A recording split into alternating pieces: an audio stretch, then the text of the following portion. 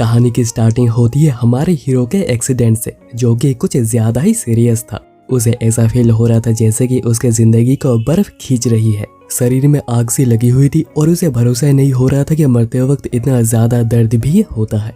पर तभी एक लड़की उससे कहती है कि तुम ठीक हो, तुम नहीं मरोगे। किसी को मरने के लिए इससे कुछ ज्यादा चाहिए होता है। और बेहोश होने से पहले उसे यही वॉइस सुनाई दी थी।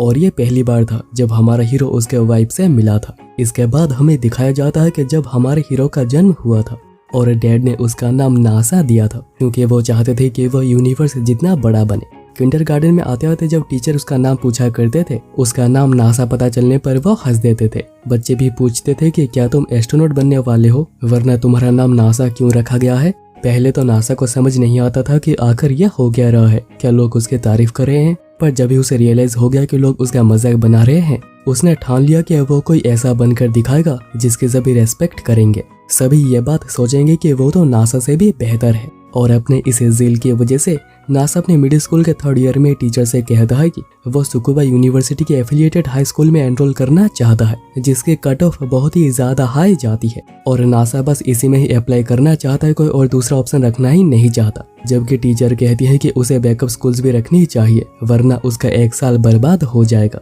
पर नासा इतना ज्यादा कॉन्फिडेंट है कि वो बस उसी में ही अप्लाई करना चाहता है। पर टीचर फिर भी उसे एक बार और सोचने के लिए कहती है। पर नासा को खुद पर भरोसा था कि किस्मत में चाहे कुछ भी क्यों ना हो, वो उसे फेस करने के लिए बिल्कुल ही तैयार है। और वो ऐसे ही हर बार टॉप करते हुए एंट्रेंस एग्जाम भी क्लियर कर लेगा। पर तभी उसे अपने रोड के दूसरे साइड एक बहुत ही क्यूट लड़की दिखती है, जिसे देखते ही नासा बिल्कुल मोहित हो गया था। सोचता है कि ये शायद मेरी ही एज की होगी या फिर मुझसे भी छोटी। और वह बिना कुछ सोचे उसकी तरफ जाने लगता है उससे बात करने। ये देखे बिना कि एक ट्रक आ रहा था जिससे कि वह टकरा जाता है। और हम लोगों ने यही सीन स्टार्टिंग में देखा था। नासा सोच रहा था कि मुझे उसका नाम तक पता नहीं चला और मैं मरना नहीं चाहता।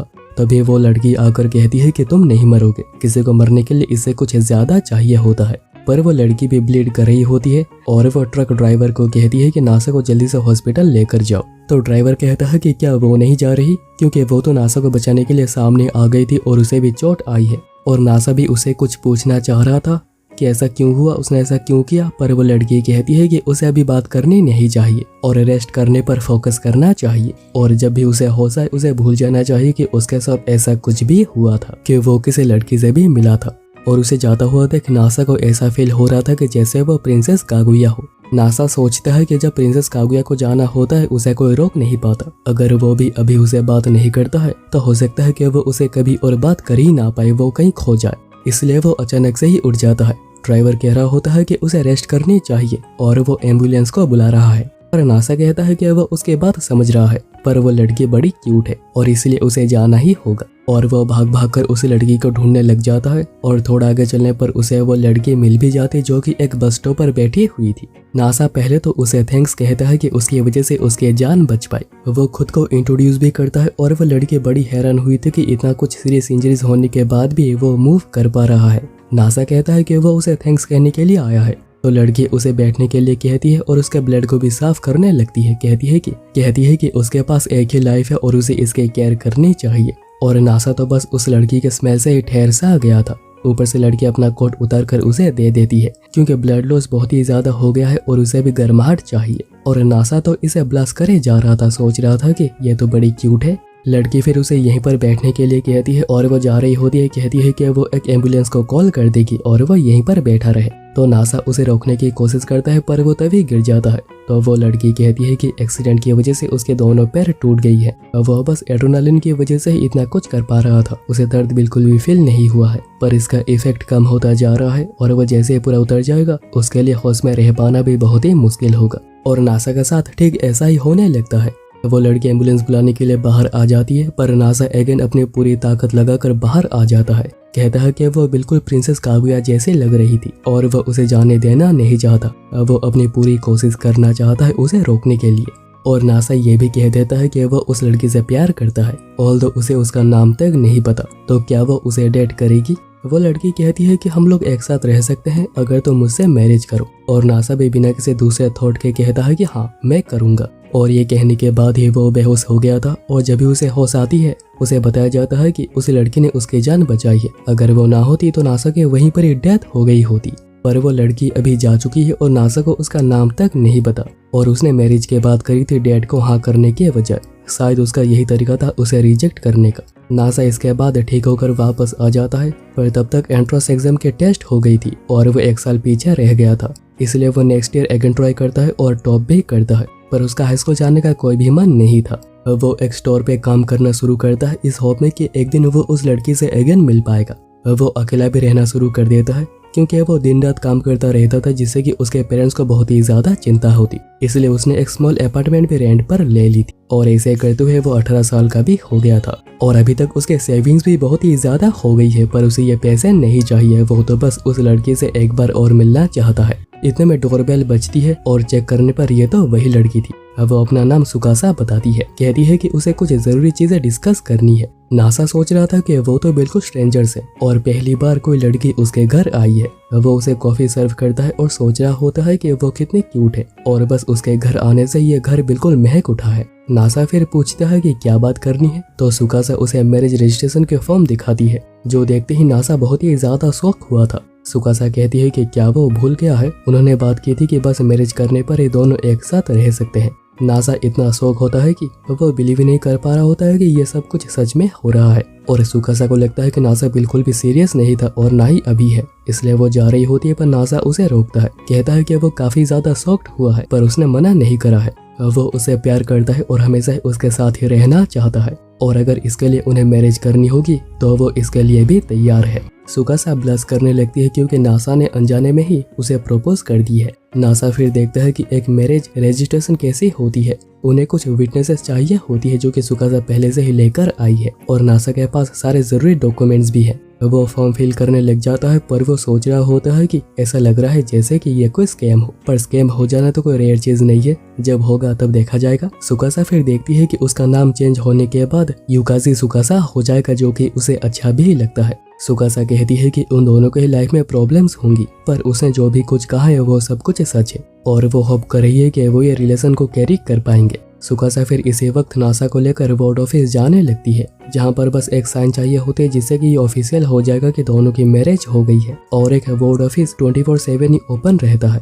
नासा सोच रहा होता है कि क्या बस एक पेपर को सबमिट करने से हमारी मैरिज हो जाएगी, और अभी नासा ये भी नोटिस करता है कि सुकासा ने जब पहली बार उसका नाम सुना था वो हसीन नहीं थी जैसे कि दूसरा करते हैं। सुकासा का तो इवन नासा के बारे में बहुत कुछ भी पता है, इवन उसके पास उसके प्रॉपर जानकारी है और उसे लगता है कि नासा नेम काफी अच्छा है। और ये सारी बातें सुनने के बाद उसे काफी अच्छा फील हो रहा था, जिसके बाद दोनों फॉर्म को सबमिट करते हैं और सुकासा अंडर एज होने की वजह से उन्हें पेरेंट्स की परमिशन चाहिए होगी, जो कि वो पहले से लेकर आई थी और बस इससे ही काम बन जाता है। थोड़ी देर बाद उन्हें सर्टिफिकेट दे दिया जाता है और वह भी ऑफिशियली मैरिड हो गए हैं और ये पौधा उन्हें एज ए वेडिंग गिफ्ट दिया गया है। नासा को फील ही नहीं हो रहा होता है कि दोनों अभी मैरिड हैं। सुकासा फिर कहती है कि हाथ पकड़ना चाहोगे, तो नासा बहुत ही ज्यादा नर्वस होकर हाथ पकड़ता है, सोचता है कि कितना सॉफ्ट और वार्म है, क्या सच में मैरिज ऐसा होता है और अभी मैं मरने तक उसके हाथ को पकड़ पाऊंगा जब भी चाहूँ। तो सुकासा कहती है कि वो बहुत ही हार्डली पकड़ा है, तो नासा जल्दी से हाथ हटा लेता है और नासा ने इससे पहले जोर से कहा था कि मैं इसे मरने तक पकड़ सकता हूँ। तो सुकासा कहती है कि वेल हम मैरिड हैं, तो तुम जब भी चाहो इस हाथ को पकड़ सकते हो। और अभी यहीं से दोनों की रिलेशन स्टार्ट हो जाती है। और अभी वापस आते हुए सुकासा पूछती है कि क्या उसके घर पे 2 फुटोन्स है, तो नासा कहता है कि नहीं बस एक ही बेड है। तो सुकासा कहती है कि ठीक है बाद में मिलते हैं। पर नासा सोच रहा होता है कि हम तो मैरिड हैं, यानी हम लोग अभी एक ही साथ ही एक ही घर पे एक ही बेड पर रहेंगे। और अभी थोड़ी देर के बाद नासा ये सोचकर ब्लश कर रहा होता है कि हम लोग अभी मैरिड हैं, यानी हम लोग अभी एक साथ ही इसी अपार्टमेंट में रहेंगे और मैं जब चाहे उसे पकड़ सकता हूँ। और अभी नेक्स्ट डे नासा बिल्कुल भी प्रिपेयर नहीं था कि वो किसी और के साथ रहेगा और ऊपर से इसी एक बेड पर सोना। नासा बेड का साइज सोचने लग जाता है और बेड एक सेमी सिंगल बेड है, मतलब उनकी जगह सही से नहीं हो पाएगी। नासा जल्दी से सेमी डबल बेड चेक करने लग जाता है, पर कोई भी बेड अभी 1 घंटे में यहाँ पर नहीं मिल सकती है। तो नासा शांत होकर बैठता है, सोचता है कि अगर वो एक साथ ऐसे सोते हैं या फिर वैसे, तो वो इस बेड पर आसानी से सो पाएंगे। पर इतने में सुकासा कहती है कि लगता नहीं कि मैं वहाँ पर अच्छे से सो पाऊंगी। दरवाजा खुला था तो मैं अंदर आ गई और वो सब कुछ स्टार्टिंग से ही देख रही है। उसने नॉक भी करा था, पर नासा तो इस सब में खोया हुआ था। खैर सुकासा अपने सूटकेस लेकर यहाँ पर आ गई है। नासा सोच रहा होता है कि इसमें उसके सारी जरूरत की चीजें होंगी, इसका मतलब उसके पास रहने की कोई जगह नहीं है और वो यहीं पर ही रहेगी। पर वो ये बात कंफर्म होना चाह रहा था। इसलिए वो कॉफी बनाते हुए पूछ लेता है कि अगर वो लेट हो जाती है तो क्या घर पे लोग चिंता नहीं करेंगे। तो सुकासा कहती है कि उसके पास कोई घर नहीं रहा। तो नासा बहुत ही नर्वस हो जाता है। सुकासा कहती है कि वो आज से रोज यहीं पर रहने वाली है, पर यहाँ पर एक ही बेड है, ये अच्छा नहीं है। तो नासा कहने लगता है कि मैं नीचे सो जाऊंगा और तुम बेड पर सो जाना। पर सुकासा कहती है कि इससे तो नासा बीमार पड़ सकता है, तो वो एक कैप्सूल होटल में रह लेगी। तो नासा इससे उदास हो जाता है। तो सुकासा हंसते हुए कहती है कि वो मजाक कर रही थी, वो कहीं भी नहीं जा रही, आफ्टर ऑल वो उसकी वाइफ है। नासा इसे बड़ा खुश हुआ था, पर सोचते हैं कि आखिर सुकासा ने उसे मैरिज करी ही क्यों। इससे पहले सुकासा ने उसे ट्रक से बचाया भी था, जबकि नासा ने उसके लिए कुछ भी नहीं करा है। और फिर उसने मैरिज की बात की, पर वो मुझे प्यार आखिर क्यों ही करेगी। और फिर वो ये बात पूछ लेता है कि आखिर तुमने मुझसे शादी क्यों की है, जबकि हम दोनों एक दूसरे को अच्छे से जानते तक नहीं है। पर सुकासा उल्टा नासा से पूछती है कि आखिर उसने शादी क्यों की। तो नासा बता देता है कि क्योंकि वो उसे प्यार करता है। तो सुकासा कहती है कि उसे पता था और उसने भी शादी इस रीजन की वजह से ही करी है, पर उसका हस्बैंड ये बात समझ ही नहीं पाया। नासा फिर पूछता है कि आखिर उसे प्यार कब हुआ। पर सुकासा कहती है कि यह तो एक सीक्रेट ही है, और वो ये कहने के बाद जाने लगती है। तो नासा एंग्जियस हो जाता है कि वो सुकासा को फिर से खो देगा, इसलिए वो उसे यहीं पर ही रुक जाने के लिए कहने लगता है।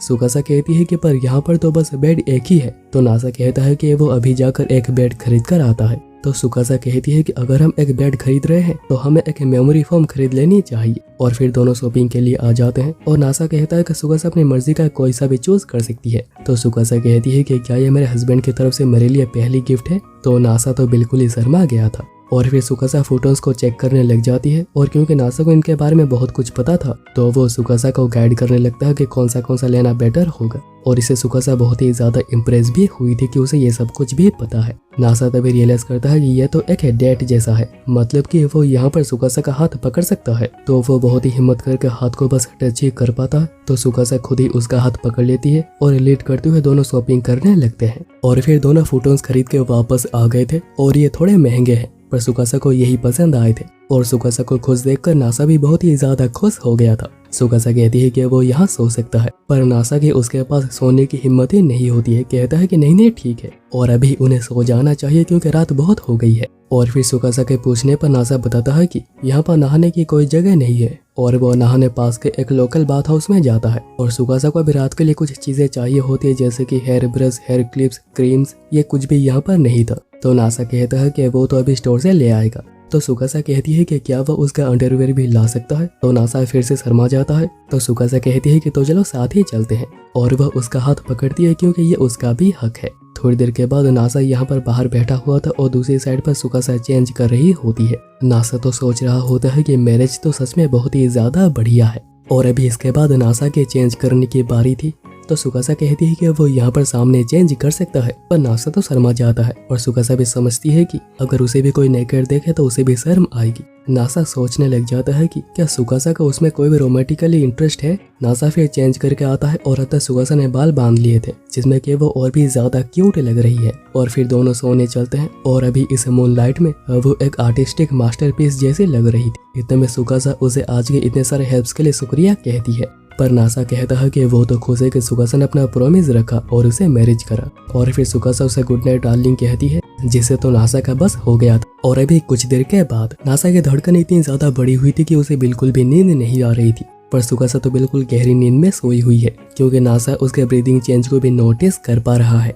वो सोच रहा होता है कि मेरी वाइफ कितनी ज्यादा क्यूट है।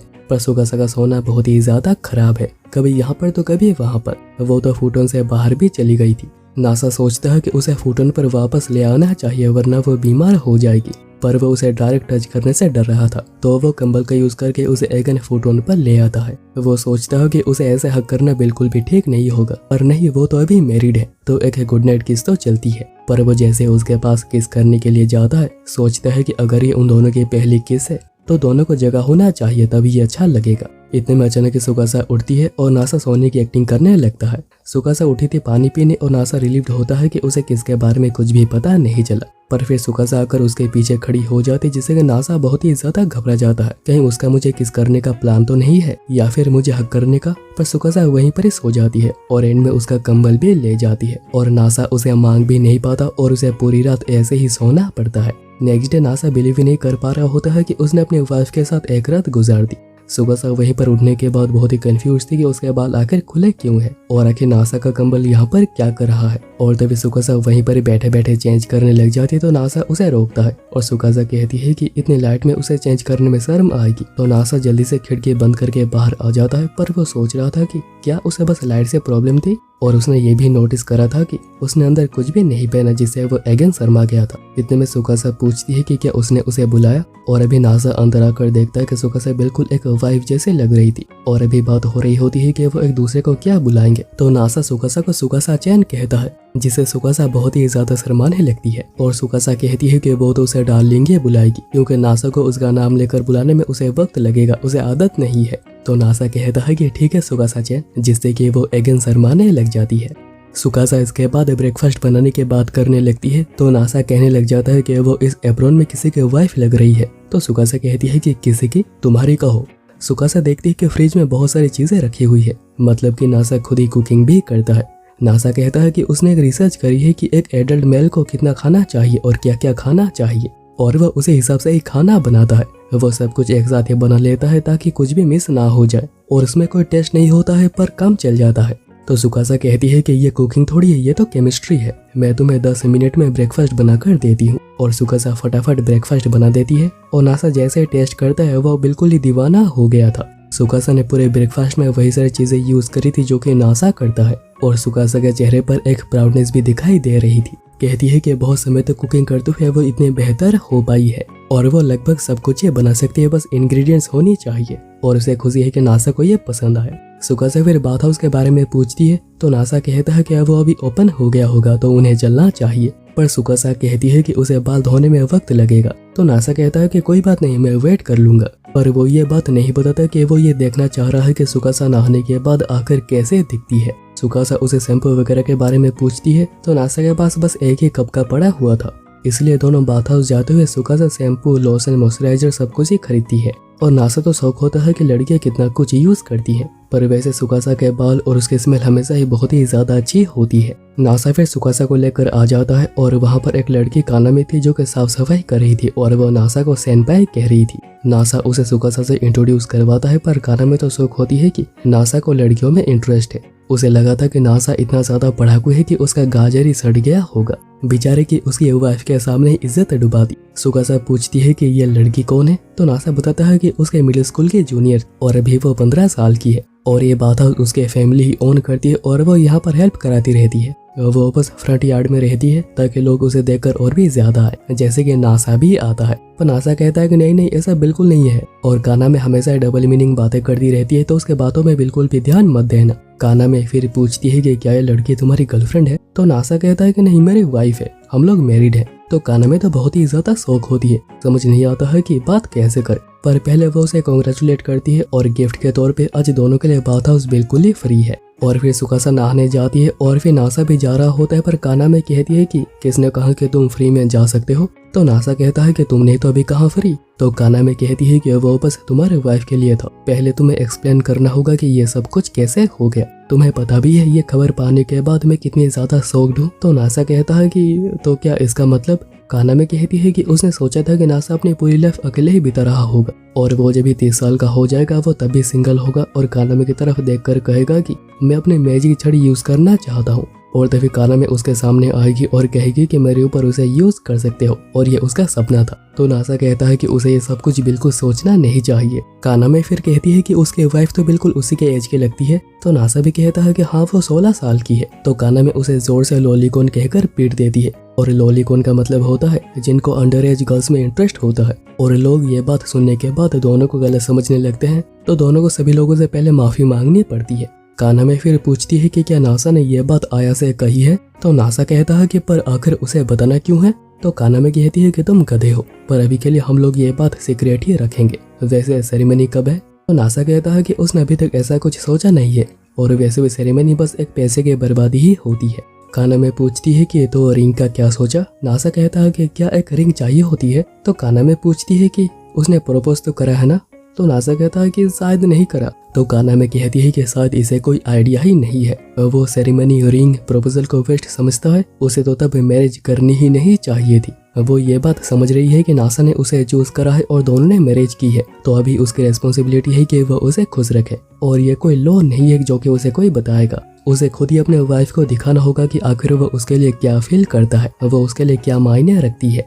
नासा शौक होता है कि काना में 15 साल की होने के बाद भी इतनी ज्यादा मैच्योर है, तो काना में कहती है कि मेरे एज के बारे में कुछ मत कहो और अपने वाइफ को खुश करने के बारे में सोचो। और नासा भी ठान लेता है कि वो हमेशा ही अपने वाइफ को खुश रखेगा। ऑल्दो उन्होंने कोई सेरेमनी नहीं करी है, कोई रिंग नहीं दी है और उसने अभी तक उसे प्रपोज भी नहीं करा है, पर वह कॉन्फिडेंट है कि वह उसे खुश रखेगा। और रीजन ये है कि वो सुकासा से प्यार करता है। और तभी सुकासा ये सारी बातें सुन लेती है जो कि उसे नहाने के लिए कहने आई थी, और उसे भी थोड़ी शर्म भी आ रही थी। नासा को लग रहा होता है कि सुकासा उस पर नाराज हो गई है, पर सुकासा कहती है कि यह काफी एम्बैरेसिंग था, पर फिर भी यह बात जानकर मुझे काफी खुशी हुई। जो सुनने के बाद नासा बिल्कुल ही लाल पड़ गया था। इसके बाद नासा नहाते हुए सोच रहा होता है कि तो ये एक बात एपिसोड है जो कि एक एनिमे के अंदर कभी भी आ जाता है, जहाँ पर एक हीरो ने अपने कपड़े निकालने लग जाती है और ये सब कुछ एक बात हाउस में होता है। और एंड में जब हीरो ये सब कुछ देख लेता है तो हीरोइन चिल्लाती है और उसे एक ठरकी कहती है, तो आज ये वो लकी डे है। हाँ, वो अपनी वाइफ को नेकेड देख सकता है और क्योंकि वो उसके वाइफ है तो कुछ होगा भी नहीं और सब कुछ मजा आएगा। पर इतने में काना में जो कि साफ करने अंदर आ गई थी,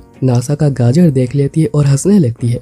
नासा तो भागकर पानी में आ गया था और पूछता है कि आखिर वो यहाँ पर कब से है, तो काना में कहती है कि तब से जब से वो बाथ हाउस को एक्सप्लेन करने में लगा हुआ था। और अभी नासा तो शर्म के मारे बाहर भी नहीं आ पा रहा। काना में कहती है कि उसे ज्यादा देर तक अंदर रहना नहीं चाहिए, वरना वो और भी ज्यादा सिकुड़ जाएगा। ऑब्वियसली वो यहाँ पर हाइट की बात ही कर रही है। यहाँ पर अभी सुकासा देखती है कि फीमेल्स में कोई भी नहीं था, इसलिए वो अकेले ही चलकर नहाने लगती है और वो गाना भी गुनगुना रही होती है। और उसे ऐसा फील हो रहा होता है कि जैसे कि ये पूरी जगह बस उसी के लिए बुक्ड है। इतने में एक लड़की निकलती है, कहती है कि वो ओनर की बड़ी बेटी है और डेली ओपन होने से पहले वो सबसे पहले नहाती है, पर वो आज गलती से नहाते हुए सो गई थी। सुकासा कहती है कि नहीं कोई बात नहीं, पर वो कह रही होती है कि सुकासा को उसके सामने नेकेड होना पड़ा, उसे बुरा लग रहा होगा, तो प्लीज उसे माफ कर दे। सुकासा कहती है कि नहीं वो बिल्कुल भी शर्मिंदा नहीं है, पर वो कहती है कि उसने सब कुछ देखा था। सुकासा कैसे खुश हो गई थी कोई ना होने पर, और फिर वो गाना भी गाने लगी थी। और कोई भी लड़की नहीं चाहती होगी कि कोई भी उसे ये सब कुछ करता हुआ देखे,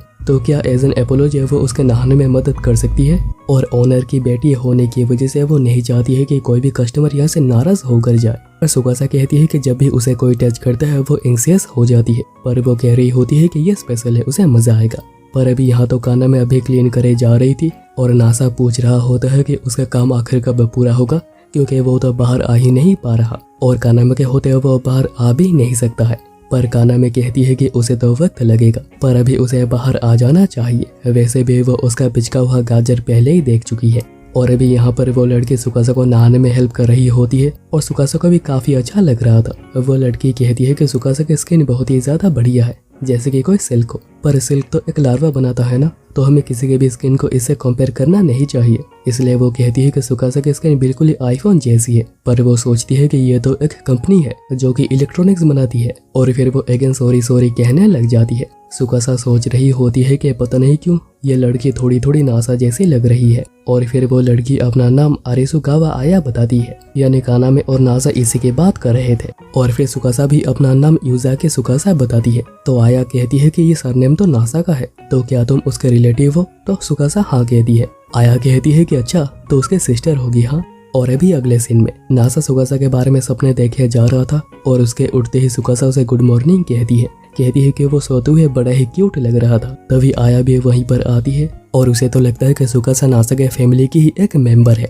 और वैसे भी वाइफ फैमिली का ही पार्ट होती है, मतलब बात तो सही है। आया कहती है कि वो बहुत ही ज्यादा क्यूट है, तो सुकासा पूछती है कि क्या वो दोनों एक दूसरे को जानते हैं, पर कैसे। तो नासा बताता है कि दोनों ही मिडिल स्कूल में क्लासमेट्स थे और नासा बाथ हाउस में बहुत ही ज्यादा हेल्प कर चुका है और हमेशा कराता भी रहता है। एक्चुअली ये बाथ हाउस उनके फैमिली बहुत पहले से ओन करती है, पर कुछ सालों पहले जब उसके ग्रैंडपा की डेथ हो जाती है, बाथ हाउस की कंडीशन बहुत ही ज्यादा खराब होने लगी। डैड ने एक मैस्कॉट एडवर्टाइजमेंट के लिए बनाई थी और उसकी जो भी लड़की वॉइस थी, डैड उसके पीछे पागल हो गए और उसके ऊपर ही पैसे उड़ाने लगे। और जब ऐसा लगा कि उनके फैमिली रास्ते पर आ जाएगी, नासा ने सब कुछ एनालाइज करा, जैसे कि कहाँ पर गड़बड़ हो रही है, कैसे कैसे उन्हें फंड मिल सकते हैं, और नासा के हेल्प के बाद ही उनका बाथ हाउस अगेन चल पड़ा। और तभी किसी ने भी हेल्प नहीं करी थी, उनके रिलेटिव्स ने भी नहीं। बस नासा ने हेल्प करी थी और वह हमेशा इसके लिए ग्रेटफुल रहेंगे। इसके बाद वापस आते हुए सुकासा कहती है कि वो बहुत ही सरप्राइज हुई है और आया बहुत ही ज्यादा क्यूट है। नासा कहता है कि हाँ वो बहुत ही क्यूट है और वह स्कूल में हमेशा से पॉपुलर भी थी और हाई स्कूल में तो वो और भी ज्यादा क्यूट होने लगी है। शायद ही कोई ऐसा होगा जो कि उसे लाइक ना करता होगा, पर वो ये नोटिस करता है कि सुकासा कुछ अजीब लग रही है। तभी वो देखता है कि सामने एक मैरिज हो रही होती है और नासा को लगता है कि शायद सेरेमनी, रिंग ये सब ना पाने की वजह से सुकासा खुश नहीं है, वह गुस्सा है। पर सुकासा इस वजह से गुस्सा हो रही होती है कि नासा आया की तारीफ कर रहा था। नासा तभी पूछता है कि क्या तुम उसकी वजह से परेशान हो। सुकासा को लगता है कि वो आया की बात कर रहा है, तो सुकासा कहती है कि नहीं नहीं ऐसा कुछ नहीं है, पर उसे समझ आ रहा है कि किसी को ऐसा क्यों लगे क्योंकि वो काफी स्पेशल और प्रिटी है। नासा को लगता है कि वो सेरेमनी की बात कर रही है जो कि हमेशा स्पेशल होती है। सुकासा कहती है कि ऐसा नहीं है कि वो जेलस है, पर वो चाहती है कि नासा उसे प्रिटी कहे। तो नासा सोचता है कि लोग कहते हैं कि एक लड़की वेडिंग ड्रेस में सबसे ज्यादा प्रिटी लगती है, मतलब सुकासा चाहती है कि एक सेरेमनी की जाए। तो नासा कहता है कि मैं अभी इसके लिए तैयार नहीं हूँ, पर मैं ये करूँगा। और वो अपने अपार्टमेंट की चाबी उसे देकर कुछ काम के लिए जाता है। कहता है कि वो अभी के लिए रेडी नहीं है, पर उसका नाम नासा है, वो रॉकेट से भी फास्ट है और वो ये काम पूरा करके ही रहेगा। पर सुकासा सोच रही होती है कि क्या प्रीति कहने के लिए इतना कुछ करना पड़ता है। और तभी हम देखते हैं कि एक कार आकर पीछे खड़ी होती है जिसमें एक लड़की थी जो कि सुकासा को देख रही थी और वो उसे जानती भी है।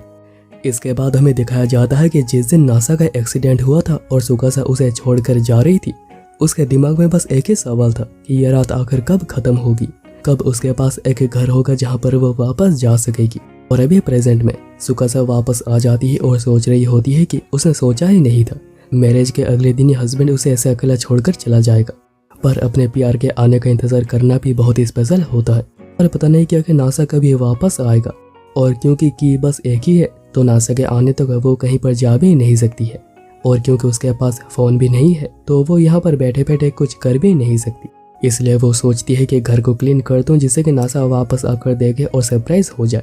पर सुकासा नोटिस करती है कि घर तो ऑलरेडी बहुत ही ज्यादा क्लीन है, पर कुछ तो जगहें होंगी जो कि अभी तक गंदगी होगी और वो उन्हें क्लीन कर सकती है। वो पहले कबर्ड को चेक करने की सोचती है, पर वो डर रही थी कि इसे ओपन करने पर उसे कहीं बहुत सारे सीडीज ना मिल जाए।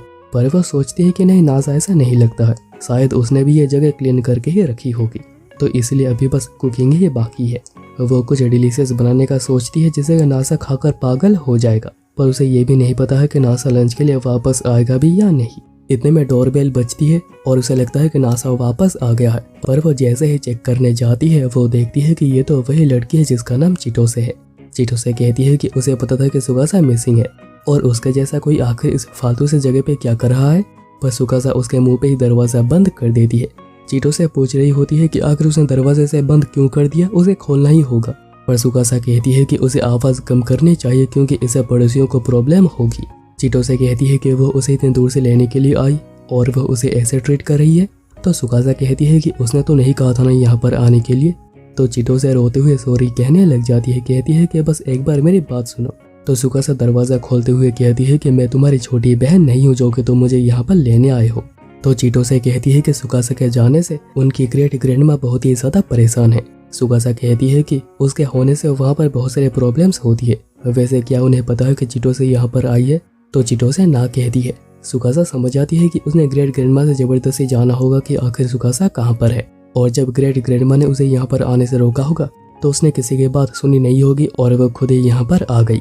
चिटोसे कहती है कि उसे उसकी बहुत ही ज्यादा चिंता हो रही थी, पर सुकासा कहती है कि बातें घुमाने की कोशिश मत करो, और वो ये भी कहती है कि उसे भी घर जाना चाहिए और वो टोकिको को बता दे कि उसने मैरिज कर ली है, जो सुनकर चिटोसे बहुत ही ज्यादा शौक होती है। सुकासा कहती है कि यही सच है और जब भी उसे सही वक्त लगेगा वो खुद ही घर जाकर यह बात सभी को बता देगी। और अभी इसके बाद चिटोसे सीढ़ियों के ऊपर बैठकर रो रही होती है। तभी नासा वापस आता है और उसे रोता हुआ देखकर पूछता है कि क्या हुआ, और वो उसे रुमाल भी देता है। चिटोसे से नासा को पता चलता है कि उसके घर का कोई यहाँ पर रह रहा है और वह घर नहीं जा रहा। दोनों ब्लड रिलेटेड नहीं है, पर वो उसकी काफी केयर करती है। तो नासा पूछता है कि क्या उसने पुलिस से बात करी है। तो चिटोसे कहती है कि इससे उस इंसान को परेशानी होगी और वो ऐसा कुछ भी करना नहीं चाहती। वो एक ग्लास बटरफ्लाई है जो कि बहुत ही ज्यादा डेलिकेट है, कभी भी हर्ट हो सकती है, और चिटोसे उसकी बहुत ही ज्यादा केयर करती है। नासा कहता है कि अगर हो सके तो वो उसकी मदद करना चाहेगा, और चिटोसे के पूछने पर नासा बताता है कि वो प्रपोज करने की एक बेहतरीन जगह ढूंढ रहा है।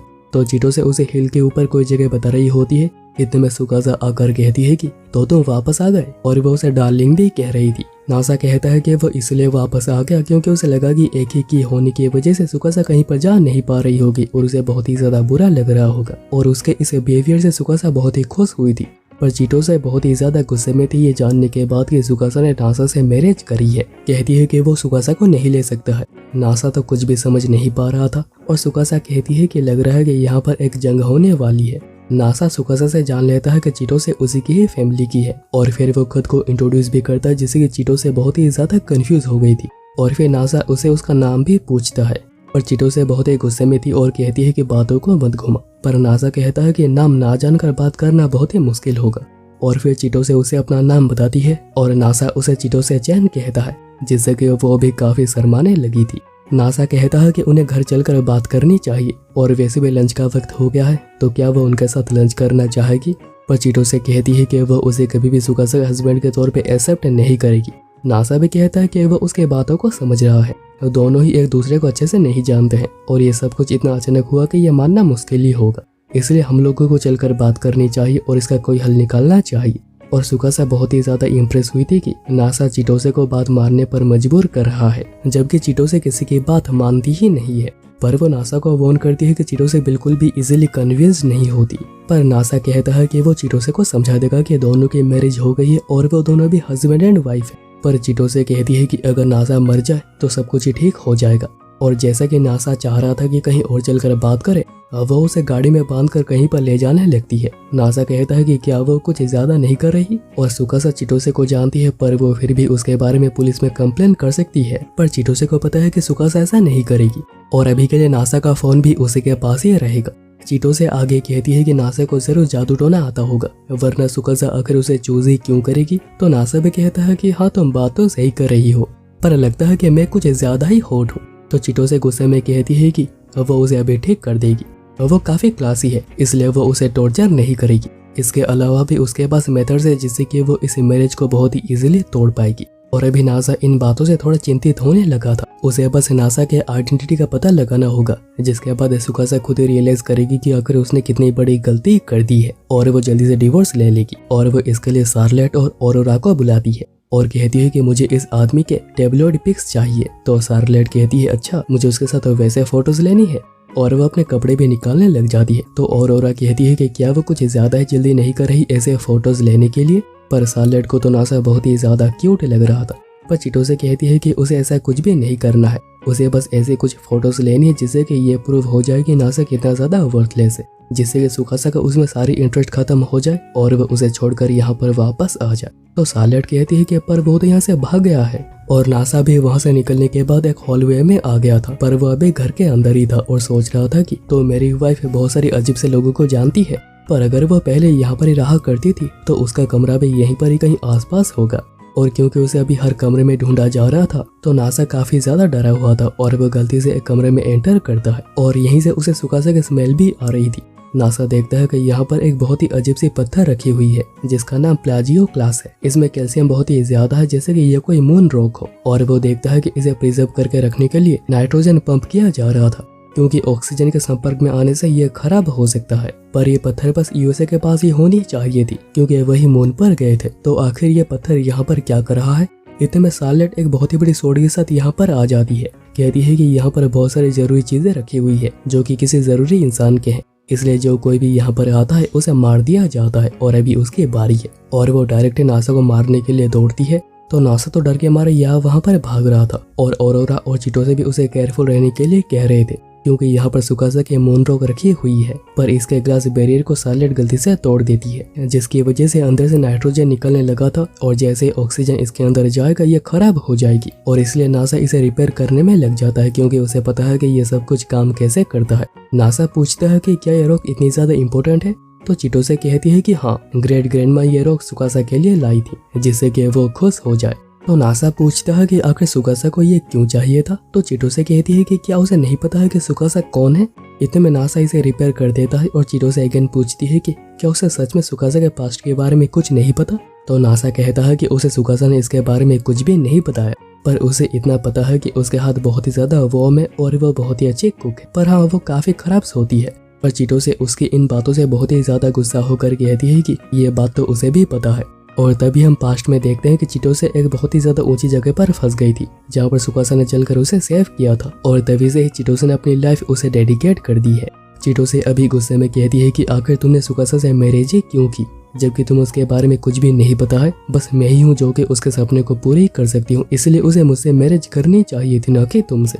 पर सार्लेट कहती है कि उन्हें नासा को शुक्रिया कहना चाहिए क्योंकि उसने इस मोनरोक को सेव किया है। और फिर वो उसे हक करती है और ऑरोरा उनके फोटोज लेने लग जाती है। नासा पूछता है कि आखिर वो फोटोज क्यों ले रही है, तो ऑरोरा कहती है कि बस उसके हाथ चलने लगे, जिसके बाद बैठकर वो इन फोटोज को बस 30 सेकंड में ही एडिट कर देती है, जिसमें कि नासा कुछ ऐसा लग रहा था। नासा कहता है कि उसे तो हॉलीवुड में होना चाहिए, आखिर वो यहाँ पर क्या कर रही है। इतने में सुकासा वहाँ पर आती है और वो अभी ये फोटो देख लेती है। नासा कहने लगता है कि इस फोटो को मैनिपुलेट किया गया है, मैं ऐसा नहीं हूँ। तो सुकासा भी कहती है कि सार्लेट को तो हॉलीवुड में होना चाहिए था। और अभी चीटो से कहती है कि देखा ये कितना घटिया इंसान है, इसलिए अच्छा होगा कि तुम इसे डिवोर्स दे दो। तो सुकासा भी कहती है कि अभी उसे एक सीरियस डिस्कशन करनी होगी और वो भी प्राइवेट में। और अभी नासा तो बहुत ही ज्यादा डरा हुआ था कि अभी क्या होगा। तो सुकासा कहती है कि चलो मुझे बात करनी है और वह जैसे ज्यादा फ्रेंडली होने की कोशिश ना करे।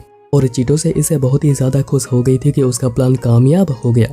पर ऑरोरा कहती है कि वो दोनों यहाँ से निकल गए ये कहकर। और अभी यहाँ पर नासा कह रहा होता है कि वो सब कुछ बिल्कुल झूठ है। तो सुकासा कहती है कि क्या उसे लगा कि एक फोटो से वो गुस्सा हो जाएगी। वो बस गुस्सा होने का नाटक कर रही थी वहां से निकलने के लिए, और अगर वो सच में गुस्सा होती तो बहुत कुछ बुरा हो सकता था।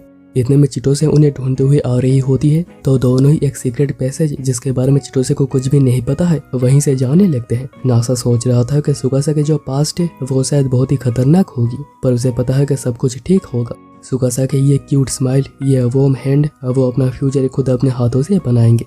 और अभी दोनों इस पैसेज से होते हुए एलेक्सा मार्को चर्च के अंदर ही निकलते हैं, जो कि हिल टॉप पर एक चर्च है जहाँ पर ये कोई भी नहीं आता है। और उनका मेंशन मेइजी एरा में बना था और ये पैसेज भी तभी एक इमरजेंसी के लिए बनाई गई थी। और अभी ये जगह बहुत ही ज्यादा खूबसूरत है और वो चाह रही थी कि नासा भी ये देखे। नासा फिर कहता है कि जब भी मेरे साथ कुछ भी अच्छा होगा तुम ही होगी जिसको इसके बारे में सबसे पहले पता चलेगा, और जब भी कुछ बुरा होगा तो तभी तुम ही होगी। हम सब कुछ शेयर करेंगे और एक दूसरे को सपोर्ट करेंगे, और मैं तुम्हें कभी रिग्रेट करने का मौका नहीं दूंगा कि तुमने मुझे चूज करा था। सुकासा कहती है कि ये बातें कोई प्रपोजल जैसी लग रही है। तो नासा कहता है कि हाँ ऐसा ही है, और वो उसे आई लव यू कहते हुए किस भी करता है। और अभी अगले सीन में सुकासा टीवी देखने की बात करती है और वो तभी नोटिस करती है कि यहाँ पर तो कोई टीवी है ही नहीं। तो सुकासा बहुत ही शौक होती है, और क्योंकि उसे दोपहर में कोई एक मूवी देखनी थी और वो अभी उसे देख भी नहीं पाएगी। तो नासा कहता है कि वो ज्यादा मूवीज वगैरह नहीं देखता है, इसलिए उसने कोई टीवी नहीं खरीदी।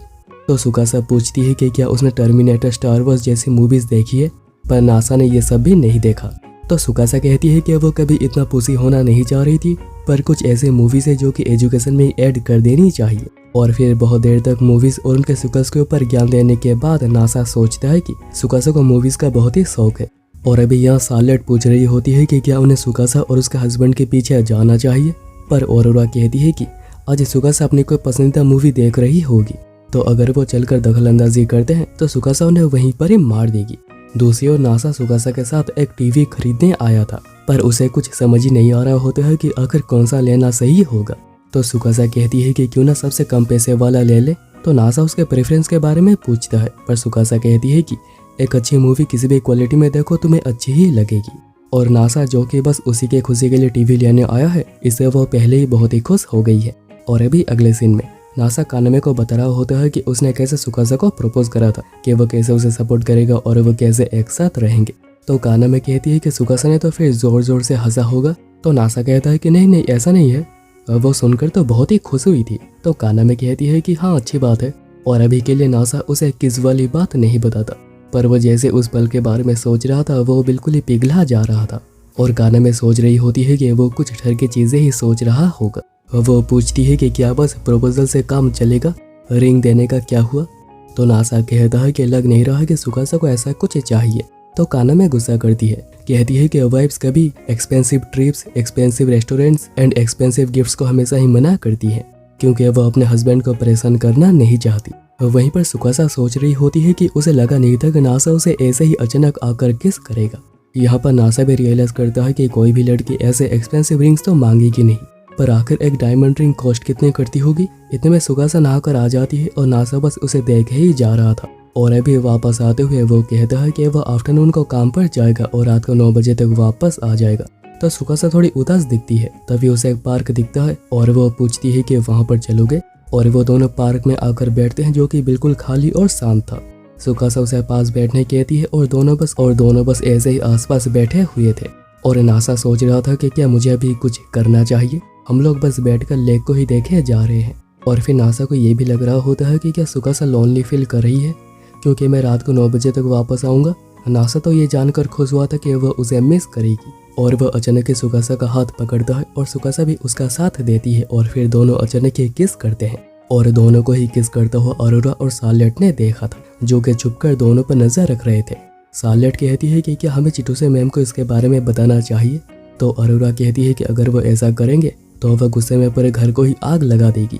सुकासा तब शर्मा जाती है कि वह बाहर है, अगर कोई उन्हें देख लेता तो, पर उसे क्या पता कि दोनों तो उसे पहले ही देख चुके हैं।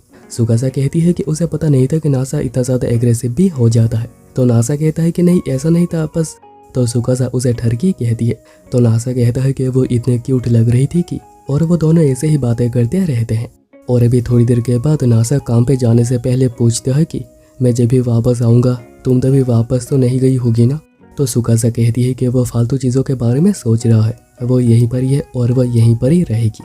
और फिर नासा जॉब पर आने के बाद भी यही सोचे जा रहा होता है कि सुकासा पार्क में कितने ज़्यादा क्यूट लग रही थी, और जाने की बात सुनते ही वो कितनी ज़्यादा उदास भी हो गई थी, और उसे अकेला छोड़ने पर उसे भी काफ़ी बुरा लग रहा है। अगर कोई रास्ता होता जब हम लोग अलग होते हुए भी हमें एक साथ होने का फील होता, और उसे तभी समझ आता है कि रिंग्स तो इसी के लिए ही होती है, जो कि दूसरे के पास ना होने पर भी पास होने का एहसास दिलाती है। और अभी वापस आते हुए नासा सोच रहा होता है कि उस दिन के बाद अगेन मिलना ये किस्मत ही थी। उसने बहुत ही अलग अलग टाइप्स की जॉब करी थी इस आस में कि वह सुकासा से मिल सके, और वह बहुत समय तक उदास भी रहा करता था। पर अभी ऐसा नहीं है, सुकासा उसके साथ है जो कि अभी घर पे ही उसका इंतजार कर रही होगी।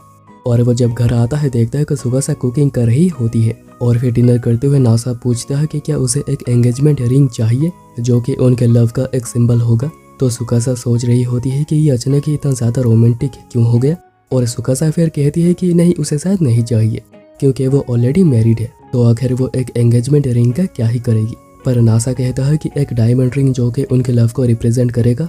तो सुकासा पूछती है कि क्या वह वेडिंग रिंग्स की बात कर रहा है, क्योंकि उसे पता ही नहीं था कि दोनों अलग अलग होती है। एंगेजमेंट रिंग प्रपोजल के वक्त और मैरिज से पहले दी जाती है, जो कि बस वाइफ के लिए ही होती है, और नॉर्मली वो काफ़ी ज़्यादा महंगा होता है और वाइफ उन्हें बस पार्टीज वगैरह में ही पहनती है। और वेडिंग रिंग जो है वो दोनों हस्बैंड एंड वाइफ पहनते हैं, और क्योंकि इसे हर वक्त पहना जाता है तो ये काफ़ी ज़्यादा सिंपल भी होता है। नासा सोचता है कि उन्हें 3 रिंग्स चाहिए होंगी टोटल, पर सुकासा कहती है कि एंगेजमेंट रिंग अभी लेना ये बहुत ही ज़्यादा अजीब होगा, और उन्हें वेडिंग रिंग्स भी लेनी नहीं चाहिए क्योंकि ये बस पैसे की बर्बादी ही होगी। तो नासा पूछता है कि क्या उसे सिंबल ऑफ लव नहीं चाहिए। तो सुकासा कहती है कि ये काफ़ी रोमांटिक है, पर डायमंड काफ़ी ज़्यादा महंगा होता है, मतलब कि बस पैसे वेस्ट। पर नासा कहता है कि क्या डायमंड वेडिंग रिंग्स अच्छा नहीं होगा। तो सुकासा सोचने लगती है कि लगता नहीं है कि नासा हार मानेगा, और उसे शायद ही पता होगा कि डायमंड की प्राइस क्या होती है, इसलिए वो नासा को कल ही हनी वेस्टर्न लेकर चलती है। और जैसे ही दोनों वहाँ पर पहुँचते हैं और नासा प्राइसेस को चेकआउट करता है, उसकी आंखें खुली की खुली रह गई थी। अब वो बिलीव ही नहीं कर पा रहा होता है कि यहाँ पर सब कुछ मल्टी मिलियन येन से स्टार्ट हो रहा है। नासा पूछता है कि ये सब कुछ इतना ज़्यादा महंगा क्यों है। तो उसे बताया जाता है कि हनी विंस्टन बेस्ट डायमंड्स का यूज़ करती है, और क्योंकि एंगेजमेंट और वेडिंग रिंग्स एक लाइफ टाइम की चीज़ होती है तो वो हमेशा ही चमकती रहनी चाहिए। नासा सोच रहा होता है कि ये तो बिल्कुल ही उसके बजट से बाहर है, पर वो एक बार को सारे पैसे खर्च करने के बारे में भी सोचने लगा था। तो ये देखकर सुकासा उसे खींचकर वहाँ से बाहर लेकर आ जाती है। नासा कहता है कि वो तो एक लाइफ टाइम बाइंग होती ना, तो वो तो काफ़ी अच्छा होता।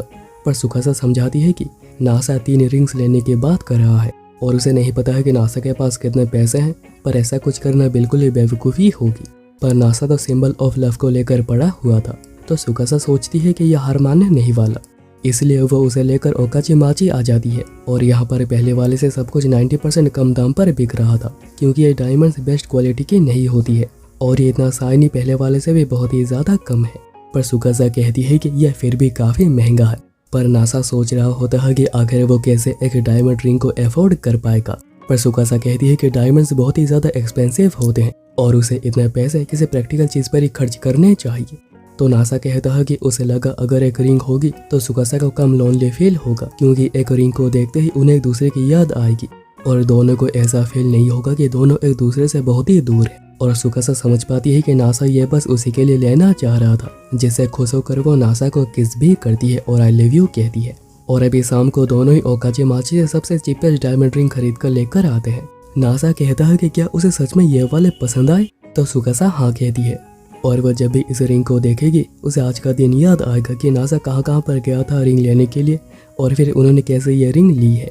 और उसे हमेशा ही याद आएगा कि नासा कितना काइंड है, उसकी कितनी केयर करता है और ये चमक हमेशा ही उसके लिए बनी रहेगी और उसे बताती रहेगी कि नासा उसे आखिर कितना ज्यादा प्यार करता है। और ये रिंग 32,000 येन का है, जो कि बिल्कुल भी चीप नहीं होता है। और अभी इन बातों से नासा भी बहुत ही ज्यादा खुश हुआ था और फिर दोनों ही हाथ पकड़कर घर चलते हैं। और अभी रात को नासा बहुत ही नर्वस लग रहा होता है, क्योंकि सुकासा बिल्कुल उसके साइड में आकर सोई हुई है। पर यह हुआ कैसे? कुछ देर पहले सुकासा हर रोज की तरह बिल्कुल जैसे तैसे सोई हुई थी और नासा सोच रहा होता है कि क्या सभी लड़कियां ऐसे ही सोती हैं। और कुछ देर के बाद सुकासा उठकर पानी पीती है, पर वो अभी आधी नींद में थी और वो तभी नासा के पास आकर खड़ी हो जाती है और पहले उसका कंबल हटाती है और फिर नासा को ऐसे पकड़ के यहीं पर ही उसके साथ सो जाती है। और नासा सोच रहा होता है कि अगर वो थोड़ा सा भी हिला या फिर हाथ को निकालने की कोशिश करी तो सुकासा उठ जाएगी, पर वो तो हस्बैंड है, तो अगर वो उसे पकड़ता है और वो उठ भी जाती है तो कोई प्रॉब्लम तो नहीं होगी। इसलिए वो बिल्कुल हिम्मत करके उसे पीछे से हक करता है और ब्लश करने लगता है, क्योंकि वो इतनी वार्म और इतनी अच्छी स्मेल कर रही होती है कि नासा बिल्कुल पागल होता जा रहा था। और इसी पागलपन में उसका हाथ कहीं और भी जाकर टच हो जाता, जिससे कि उसका चेहरा बिल्कुल ही लाल हो गया था। सुकासा तभी उसकी तरफ घूमकर देखती है और अचानक ही उसे किस करती है और नीचे जाकर सो जाती है, पर उससे पहले उसने भी उसे 3 बार किस कर लिया था। और अभी नेक्स्ट डे नासा नींद से उठ तो गया था, पर वो कल रात को बिल्कुल भी सो नहीं पाया था, क्योंकि किस करने के बाद उसे नींद बिल्कुल भी नहीं आई। उसकी धड़कनें बहुत ही ज्यादा तेज हो गई थी। और नासा ये भी रियलाइज करता है कि उन्हें भी एक डबल बेड चाहिए, क्योंकि वो अपनी वाइफ को हर दिन नीचे सुला नहीं सकता है और वो नहीं भी चाहता। और क्योंकि वो आपसे एक साथ ही रहेंगे तो ये जगह उनके लिए थोड़ी छोटी पड़ रही है। उन्हें एटलीस्ट 1 BHK लेना ही पड़ेगा, तभी वो एक बड़ा टीवी, सोफा और रात को एक साथ मूवी वगैरह सब कुछ देख पाएंगे। और तभी उसे अचानक ही कल का टच याद आ जाता है, जिससे कि वो अगेन पागल हो गया था। और वो ये भी सोचता है कि बड़े घर में बाथरूम भी होगा, यानी वो दोनों एक साथ भी नहा पाएंगे। और वो डायरेक्टली सुकासा से चलकर पूछता है कि क्या उसे एक बड़ा घर चाहिए। तो सुकासा कहती है कि चीजें जैसी हैं बिल्कुल सही है और उसे नहीं लगता है कि उन्हें कोई बड़ा घर चाहिए। और इस घर में होने से उसे ऐसा फील होता है कि दोनों बहुत ही ज्यादा क्लोज हैं। और अभी नासा इस बात से इतना ज्यादा खुश हो जाता है कि वो तो और कुछ पूछता ही नहीं है। और नासा का सपना है कि वो अपनी वाइफ के साथ एक ही बेड पर सोए। और वो अभी बाथ हाउस आया हुआ था और कानामे के पूछने पर नासा बताता है कि वो जगह काफी छोटी है, सोने में उतना मजा नहीं आता है। तो कानामे पूछती है कि क्या वो एक ही बेड पर नहीं सोते। तो नासा कहता है कि वो बेड पर सोता है, पर सुकासा नीचे सोती है। तो कानामे कहती है कि तो अभी तक उन लोगों ने एक दूसरे का हाथ पकड़कर सोया नहीं होगा ना। और इससे नासा को आइडिया आता है कि वो भी अपने वाइफ का हाथ पकड़कर सोना चाहता है, जिसके लिए उन्हें एक बेड लेनी पड़ेगी, जिसके लिए उन्हें एक बड़ा घर चाहिए। तो कानामे पूछती है कि क्या सुकासा अलग जगह मूव करना चाह रही है। तो नासा बताता है कि उसे कम जगह से कोई फर्क नहीं पड़ता है, पर अगर वो नया घर लेते हैं तो वहाँ पर बाथरूम भी होगा, मतलब उन्हें रोज यहाँ पर सुबह आना नहीं पड़ेगा। तो फिर कानामे कहती है कि अगर उसके हस्बैंड के अपार्टमेंट में कोई बाथरूम ना हो और उसे छोटे घर से प्रॉब्लम ना हो तो वह खुद ही घर को जला देगी, ताकि उसके हस्बैंड को नया घर लेना ही पड़े। और वो ये सब कुछ नासा को इशारा करके कह रही थी। और अभी रात को घर आते हुए नासा सोच रहा होता है कि वो दोनों ही उस छोटे घर पे हमेशा के लिए रह नहीं पाएंगे, पर अगर वो फोर्स करता है कि उन्हें दूसरा घर लेना चाहिए तो सुकासा को ऐसा लग सकता है कि नासा उसके करीब रहना नहीं चाहता है और फिर सुकासा गुस्सा हो जाएगी और उसे छोड़कर भी चली जाएगी। इसलिए उसे बात करते समय अपने शब्दों का चयन बिल्कुल सही से करना होगा। इतने में वो अंदर आ जाता है और तभी सुकासा चेंज कर रही थी, जिससे कि नासा देख लेता है और वो सॉरी कहने लगता है, पर सुकासा कहती है कि गलती उसकी भी थी। नासा फिर समझाने लग जाता है कि छोटी जगह होने की वजह से ऐसी चीजें बार बार हो सकती है। और फिर नासा उसे बताने लग जाता है कि एक बड़ा घर होने का क्या क्या फायदा होता है। पर उसे पहले सुकासा कहती है कि एक जगह से दूसरे जगह पर मूव करने में बहुत ही ज्यादा वक्त और बहुत ही ज्यादा पैसा लगता है और उसने इसलिए कहा था कि वो जहाँ पर है बिल्कुल सही है। पर नासा कहता है कि एक बड़े घर पे रहने से वो प्रोजेक्टर लगाकर मूवीज देख पाएंगे, जो कि बिल्कुल थिएटर जैसा होगा। डिस्प्ले के लिए वो बहुत से DVDs रख पाएंगे और सुकासा को ये आइडिया बहुत ही ज्यादा पसंद आता है और वो तो मांगस के बारे में भी पूछने लग जाती है। तो नासा कहने लगता है कि हाँ वो भी होगा, पर सुकासा कहती है कि इससे खर्चा बहुत ही ज्यादा होगा। पर नासा कहता है कि अगर वो एक ही बेड पर सोते हैं तो वो हाथ पकड़ कर भी सो पाएंगे। तो सुकासा इसे शर्माने लग जाती है, कहती है कि अगर वो नया घर लेंगे तो उन्हें गारंटर चाहिए होगा। तो नासा कहता है कि उसके पेरेंट्स कर देंगे, जैसे उन लोगों ने इस घर के लिए भी किया था। पर तभी उसे याद आता है कि उसने तो अपने मैरिज के बाद अपने पेरेंट्स से करी ही नहीं है। नासा सोच रहा होता है कि आखिर वो कैसे उन्हें बताए। तो सुकासा कहती है कि क्या मैं बात करूं, पर नासा कहता है कि नहीं मैं ही बात करता हूं। और वो अकेले में कॉल करता है और बताता है कि उसने मैरिज कर ली है, जिससे मॉम बहुत ही ज्यादा सरप्राइज हुई थी। पूछती है कि लड़की कौन है, तो नासा बताता है कि वही लड़की जिसने एक्सीडेंट के वक्त मेरी जान बचाई थी। हाँ वही क्यूट लड़की। तो सुकासा पूछती है कि बात कैसा गया और उसने एक्सीडेंट के बारे में क्या बताया। तो नासा कहता है कि पूरे यूनिवर्स की सबसे क्यूटेस्ट लड़की ने मेरी जान बचाई थी, मैंने उन्हें यही बात कही थी। तो सुकासा इसे शर्माने लग जाती है, कहती है कि ऐसा कहना नहीं चाहिए था, और अभी वैसे भी उन्हें चलकर नासा के पेरेंट्स से एक बार तो मिलना ही होगा, और इसलिए वो नेक्स्ट डे जानने की बातें कर रहे होते हैं। पर नासा को बड़ी शर्म आ रही होती है कि आखिर वो कैसे सुकासा को अपने पेरेंट्स से इंट्रोड्यूस करवाएगा, और उसके पेरेंट्स भी अजीब है, पता नहीं कि आखिर वो क्या कहेंगे और वो कैसे रिएक्ट करेंगे। इतने में मॉम मैसेज करती है कि नासा का घर काफी छोटा है, तो उसने वहाँ से मूव करने के बारे में सोचा होगा, जिसके लिए गारंटर चाहिए होता है। और ऐसे उसे मॉम और डैड की बात याद आई होगी कि उसने तो अपने मैरिज के बाद उनसे करी ही नहीं है, क्यों है ना। और वह भी कल रात को ठीक ऐसा ही था। नासा कहता है कि वो इसी वजह से उनसे मिलना नहीं चाह रहा था। इतने में मॉम अगेन मैसेज करती है कि अगर नासा उन्हें सुकासा से नहीं मिलवाता है तो वो उसके गारंटर नहीं बनेंगे, और इसलिए अभी उसे तो उनसे मिलने के लिए जाना ही पड़ेगा। सुकासा कहती है कि मैसेज पढ़ के ऐसा लग रहा है कि वह गुस्से में है, तो अभी मिलना तो है ही, और क्योंकि वो उसके पेरेंट्स है तो सब कुछ ठीक होगा। और वैसे वो कहाँ पर रहते हैं, यहाँ पर भी सार्लेट और अरोरा चिटूसे को बताती है कि दोनों नासा के पेरेंट्स से मिलने जा रहे हैं, जो कि नारा में रहते हैं। तो अरोरा कहती है कि ऐसा हो सकता है कि ये उनका हनीमून भी हो, और इसे तो चिटूसे बिल्कुल ही शॉक्ड रह गई थी। और वहीं पर नासा के दिमाग में भी हनीमून का एक ख्याल आता है कि अगर वो घर जा ही रहे हैं तो वो एक साथ ही रहेंगे एक ही कमरे में, और ये ट्रिप एक हनीमून जैसा ही होगा। सुकासा कहती है कि अगर वो ट्रिप पर जा रहे हैं तो वो एक कैमरा लेना चाहती है, और फिर कैमरा खरीदने के बाद सुकासा बताती है कि कैमरा वो लोकल साइट्स के फोटोज के लिए नहीं ले रही, वो चाहती है कि वो अपनी लाइफ नासा के साथ पिक्चर करे, जैसे रोज एक फोटो या फिर थोड़ा कुछ रिकॉर्डिंग, क्योंकि लोग अक्सर भूल जाते हैं कि वो रोज अपने लव्ड वन के साथ ही रहते हैं, और उनके साथ रह पाना कितना ज्यादा प्रीसियस होता है।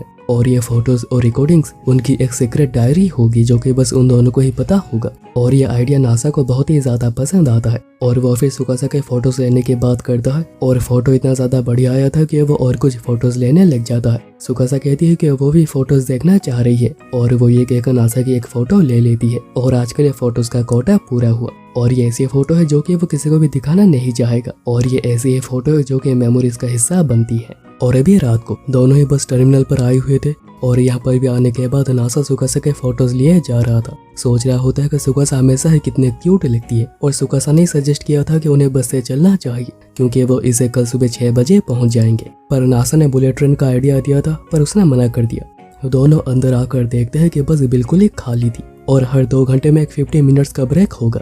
और सुकासा इसके लिए बहुत ही ज्यादा एक्साइटेड है कि आखिर वो रात को कहाँ पर रुकेंगे, और फिर वो रात को कुछ खाना भी खाएंगे जो कि काफी मजेदार होगा, जिसके लिए वो बहुत ही ज्यादा एक्साइटेड लग रही थी। और वो कल नासा के पेरेंट्स से मिलने के लिए भी बहुत ही ज्यादा एक्साइटेड है। चीटो से यहाँ पर कह रही होती है कि उन लोगों ने आखिर बुलेट ट्रेन क्यों नहीं ली, तो सार्लेट कहती है कि शायद पैसे नहीं होंगे। पर अब चीटो से भी उनके पीछे जाने का प्लान कर रही है कि वो भी उनके पीछे नारा जाएगी, क्योंकि वो जरूर पेरेंट्स से अप्रूवल लेने जा रहे होंगे, जबकि उसने तो अप्रूवल नहीं दी है। पर अभी बस के अंदर नासा को बिल्कुल भी नींद नहीं आ रही थी, और वो फोन भी निकाल नहीं पा रहा था, क्योंकि इससे दूसरे लोग बहुत ही ज्यादा डिस्टर्ब होंगे। पर सुकासा को इन पत्थर जैसे सीट्स पर भी बिल्कुल नींद आ गई थी, और वो सोते हुए बहुत ही क्यूट भी लग रही थी। नासा सोच रहा होता है कि अगर सुकासा उसके कंधे पर सर रख कर सोए तो उसे बिल्कुल मजा ही आ जाएगा, और तभी एक झटके की वजह से उसका सपना भी पूरा हो जाता है। और अभी थोड़ी देर के बाद बस एक ब्रेक के लिए रुकी हुई थी, और सुकासा बाहर आ गई थी, और उसे काफी ज्यादा मजा भी आ रहा था। पर इन हार्ड सीट्स के ऊपर बैठने के बाद नासा से चला भी नहीं जा रहा था। वो सोचता है कि सुकासा कितनी ज्यादा अमेजिंग है, वो हर जगह पर एडजस्ट हो जाती है, और वो काफी स्ट्रॉन्ग भी है। सुकासा तब पूछती है कि क्या उन्हें बुलेट ट्रेन ले लेनी चाहिए थी, तो नासा को लगने लगता है कि शायद सुकासा को उसके लिए बुरा लग रहा है। उसे लग रहा होगा कि ये सब कुछ उसी की ही गलती है, और जैसे उसे बिल्कुल भी बुरा ना लगे, नासा ठीक होने का एक्ट करने लगता है, कहता है कि चलो कुछ खाकर आते हैं। और अभी यहाँ पर तीनों उन्हें छुप कर देख रहे होते हैं और शार्लेट और अरोरा कह रहे होते हैं कि दोनों बहुत ही क्लोज लगते हैं और वो देखकर खुश भी हो रहे होते हैं। पर चिटोसे को दोनों को इतना क्लोज देखकर बहुत ही ज्यादा गुस्सा आ रहा था। कहती है कि वह उनका डिवोर्स करवा के ही रहेगी और ये हनीमून एक बहुत ही अच्छा मौका ये सब कुछ करवाने का। शार्लेट और अरोरा कहती है कि क्या वो इस क्यूट कपल को तोड़ना चाहती है, क्या उसमें दिल नहीं है।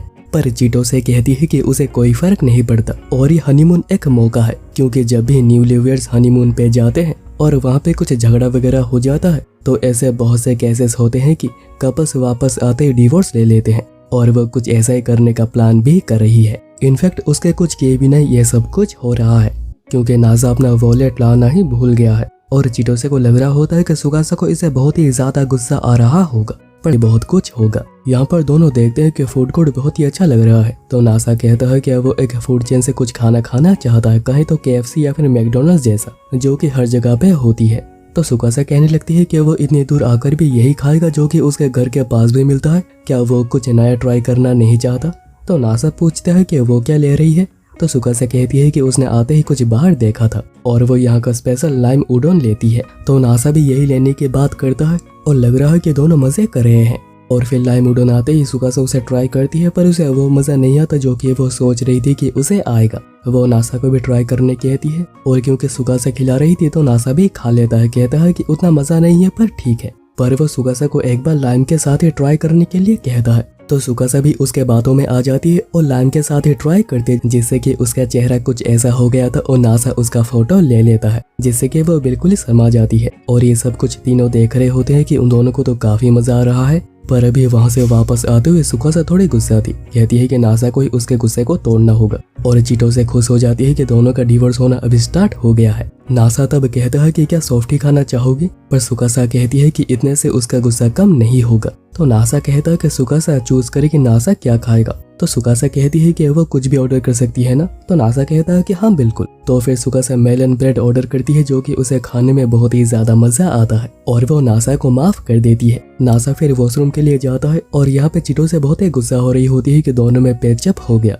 और नासा के एब्सेंस में वो सुकासा से आकर कहती है कि वो बहुत ही डिसअपॉइंट हुई है कि आखिर वो ऐसे किसी जगह पे क्या कर रही है, अपने हस्बैंड के साथ यहाँ पर मेलन ब्रेड खाते हुए रोमांस। तो सुकासा कहती है कि वो जब से चिटोसे से मिली है वो खुद को एक नॉर्मल लड़की जैसी समझती है। इतने में सर्विस एरिया में कुछ शूटिंग्स वगैरह स्टार्ट हो जाती है और सुकासा आइडेंटिफाई करती है कि ये तो शो हीरो नेंदेसू है, एक मॉर्निंग शो जो कि कभी कभी सर्विस एरिया में आकर शूटिंग वगैरह करते हैं। इतने में नासा कहता है कि बस अभी निकलने वाली है तो उन्हें चलना चाहिए और सुकासा उसे जल्दी से वहां से लेकर चली आती है। पर वो चिटोसे को देखकर कुछ पूछना चाह रहा था पर वो पूछ नहीं पाता और चिटोसे भी कहती है कि पता नहीं कि आखिर उसने तुम्हें चूज क्यों किया। और यहाँ पर अरोरा भी चिटोसे को लेकर वहां से चली आती है, वरना पता लग जाएगा कि वो बिना बताए इतनी दूर आ गए हैं। और अभी दोनों बस में आ गए थे और नासा चिटोसे के बारे में पूछता है। तो सुकासा कहती है कि चिटोसे अभी उनके मैरिज के खिलाफ है, क्योंकि इन दी एंड मैरिज सिर्फ दो लोगों के बीच ही नहीं होता है। सुकासा को तो फिक्र हो रही है कि आखिर नासा के पेरेंट्स उसे लेकर कैसे रिएक्ट अगर वो भी उनके मैरिज के खिलाफ हो गए। तो बैठकर खाना खा रहे होते हैं और चिटोसे को गुस्सा आ रहा होता है कि वो उनका पीछा क्यों नहीं कर रहे।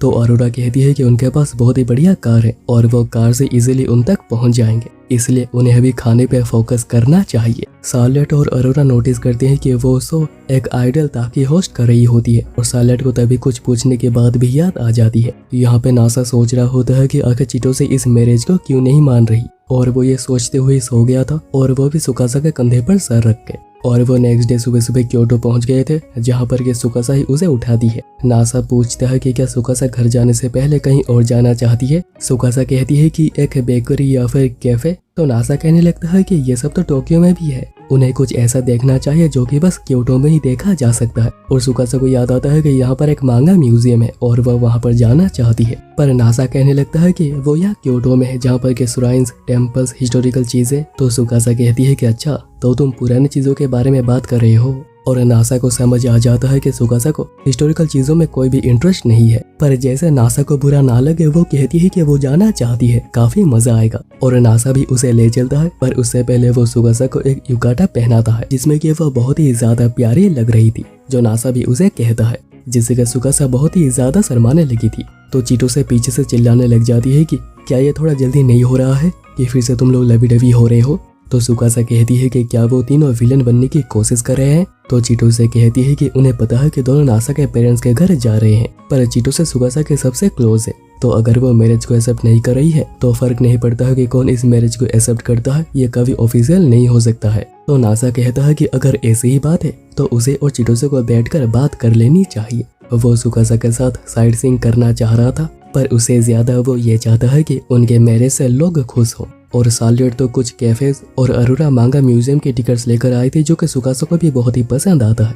और नासा भी कहता है कि वो चलकर मजे कर सकती है। और अभी उन तीनों के जाने के बाद नासा कहता है कि वो क्योटो घूमते हुए बातें कर सकते हैं या नहीं, और उसे पूरा भरोसा है कि नासा वर्थलेस ही प्रूफ होगा। पर नासा इसके लिए बिल्कुल ही कॉन्फिडेंट था कि वो इस टेस्ट को पास कर लेगा, पर चिटोसे को लगता नहीं कि वो ऐसा कर पाएगा। तो नासा कहता है कि उसे अपने प्यार पर पूरा भरोसा है। वो फिर चिटोसे को कहता है कि वो देखो रिक्शा, तो उस पे चलते हैं। और अभी यहाँ कैफे पे सालेट पूछती है कि सुकासा को नासा में क्या अच्छा लगता है, क्या देखकर उसे नासा से प्यार हुआ था। तो सुकासा इन बातों से बिल्कुल ही ब्लश करने लगी थी। और अरोरा नोटिस करती है कि सुकासा पहली बार ऐसा कुछ बिहेव कर रही है। सुकासा कहती है कि अगर उसे कोई एक बात चुननी हो तो वो ये कहना चाहेगी कि वो काफी क्यूट है। तो सालेट इसके ऊपर और भी ज्यादा सवाल पूछने लग जाती है।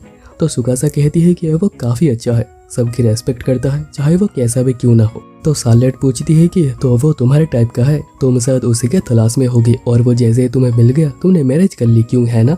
और सुकासा इस बात को पूरी तरह से डिनाई भी नहीं कर पाती। यहाँ पर चिटोसे कह रही होती है कि रिक्शा उसने नासा को मैरिज क्यों किया, उसे चूज क्यों करा। नासा तब कहता है कि 2 साल पहले एक्सीडेंट से सुकासा ने उसके जान बचाई थी, उसकी हेल्प करी थी। तो चिटोसे कहती है कि सुकासा ने भी उसके ऐसी हेल्प करी थी जब वो पहली बार मिले थे। तो नासा कहता है कि वो खुद को बहुत ही ज्यादा लकी मानता है कि वो सुकासा से मिला, क्योंकि मिलने के चांसेस अपने फेटेड इंसान से 0.00000034% से भी कम होता है। और वो जब भी पहली बार सुकासा से मिला था वो पल बिल्कुल ही अनबिलीवेबल था। ऐसा फील हुआ था कि उसे वो मिल गया जिसे वो अपने जन्म से ढूंढता हुआ आ रहा था। चिटोसे कहती है कि क्या उसने बस इंस्टिंक्ट की वजह से सुकासा को चूज करा है, पर नासा कहता है कि उसे नहीं लगता है कि वो सुकासा को अच्छे से जानता है, पर वो अपनी पूरी लाइफ अपने लव को प्रूव करने के लिए बिल्कुल तैयार है। और तुम कभी मैरिज इसलिए नहीं करते हो कि तुम्हें प्यार है, तुम इसलिए करते हो ताकि तुम अपने प्यार को साबित कर सको। और अभी अगले सीन में सुकासा पूछ रही होती है कि क्या वो चिटोसे को कन्विंस करने में कामयाब रहा। तो नासा कहता है कि नहीं बता, पर वो अभी के लिए वापस टोक्यो चली गई है। इतने में ट्रेन भी आ जाते जिससे कि वो नारा जा रहे हैं नासा के पेरेंट्स से मिलने। और अभी ट्रेन में सुकासा बताती है कि वो काफी शौक हुई थी जब पता चला कि नासा नारा से है, पर नासा बताता है कि वो टोक्यो से ही है, वो यहीं पर पैदा हुआ है और वो यहीं पर ही पढ़ा है, और उसके पेरेंट्स का भी नारा से कोई भी कनेक्शन नहीं है। तो सुकासा पूछती है कि तो फिर वो नारा में क्या कर रहे हैं।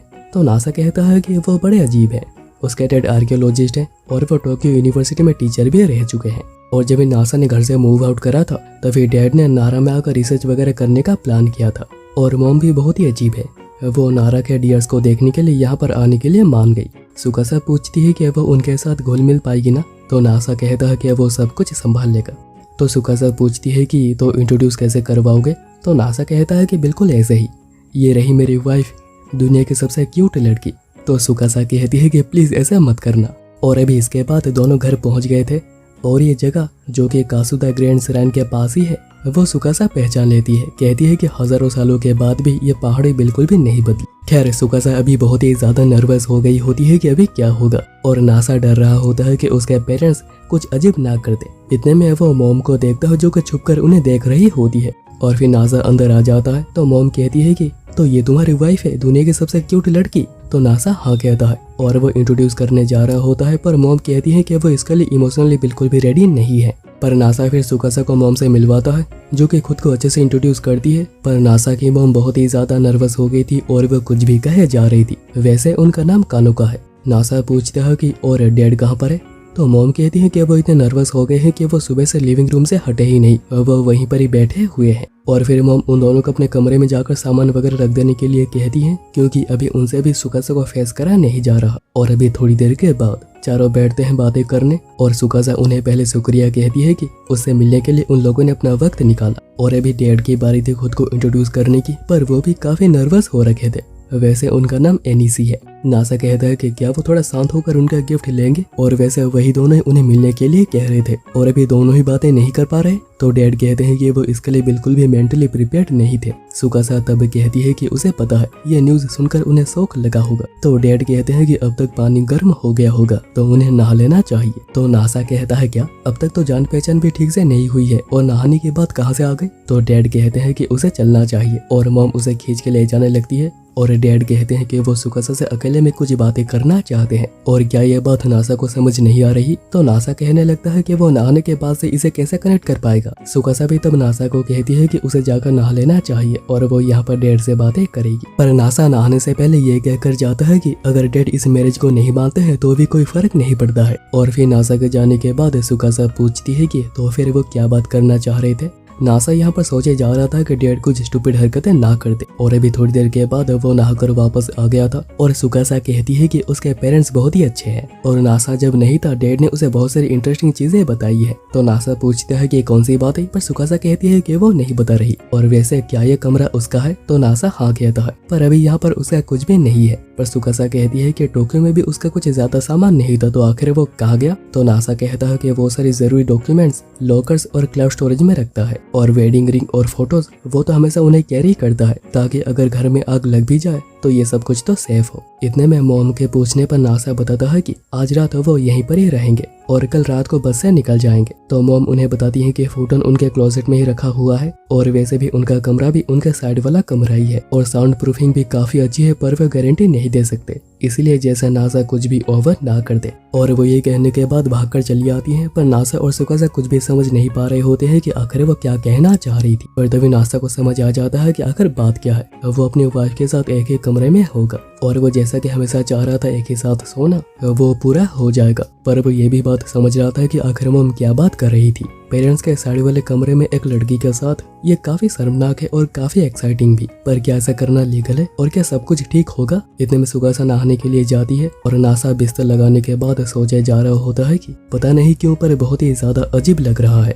इतने में सुकासा आकर कहती है कि आज हम पहली बार एक लेवल पे सोएंगे। इसके बाद दोनों सो गए होते हैं पर नासा की धड़कनें बहुत ही ज्यादा बढ़ी हुई थी। सोच रहा था कि सुकासा उसके रेंज में है और बिल्कुल गार्ड डाउन करे हुए है, पर पेरेंट्स अभी दूसरे कमरे में है और अगर कुछ हुआ तो। पर वो हिम्मत करके सुकासा को धीरे से पूछते है कि क्या मेरे हाथ के ऊपर सर रखकर सोना चाहोगी। तो सुकासा कहती है कि अगर ऐसा चाहते हो तो ठीक है और वो आकर सो जाती है। और नासा सोच रहा होता है कि अच्छा तो जब एक लड़की हाथ पर सर रखकर सोती है तो ऐसा लगता है। पर थोड़ी देर के बाद उसे हाथों में दर्द होने लगा था। पर सुकासा की गर्माहट उसके स्मेल वो समझ नहीं पा रहा था कि वो आखिर क्या करेगा। इतने में सुकासा पूछती है कि क्या उसे हाथ में दर्द हो रहा है। पर नासा कहता है कि नहीं ऐसा नहीं है। पर उसे पता था कि ऐसा हो रहा था जिसका वो मजा भी लेने लगती है। पर फिर वही खुद कहती है कि वो उसे दर्द पहुंचाना नहीं चाहती। नासा फिर कहता है कि उसे भी एक गुड नाइट किस चाहिए वरना वो इसे रिकवर नहीं कर पाएगा। और वो ऐसे कहे जा रहा था कि सुकासा मान जाती है पर वो आंखें बंद करने के लिए कह रही थी। पर नासा मना करता है, कहता है कि वो देखना चाहता है। तो सुकासा कहती है कि उसे बहुत ही शर्म आएगी। पर नासा कहता है कि वो शर्माते हुए भी बहुत ही ज्यादा क्यूट लगती है।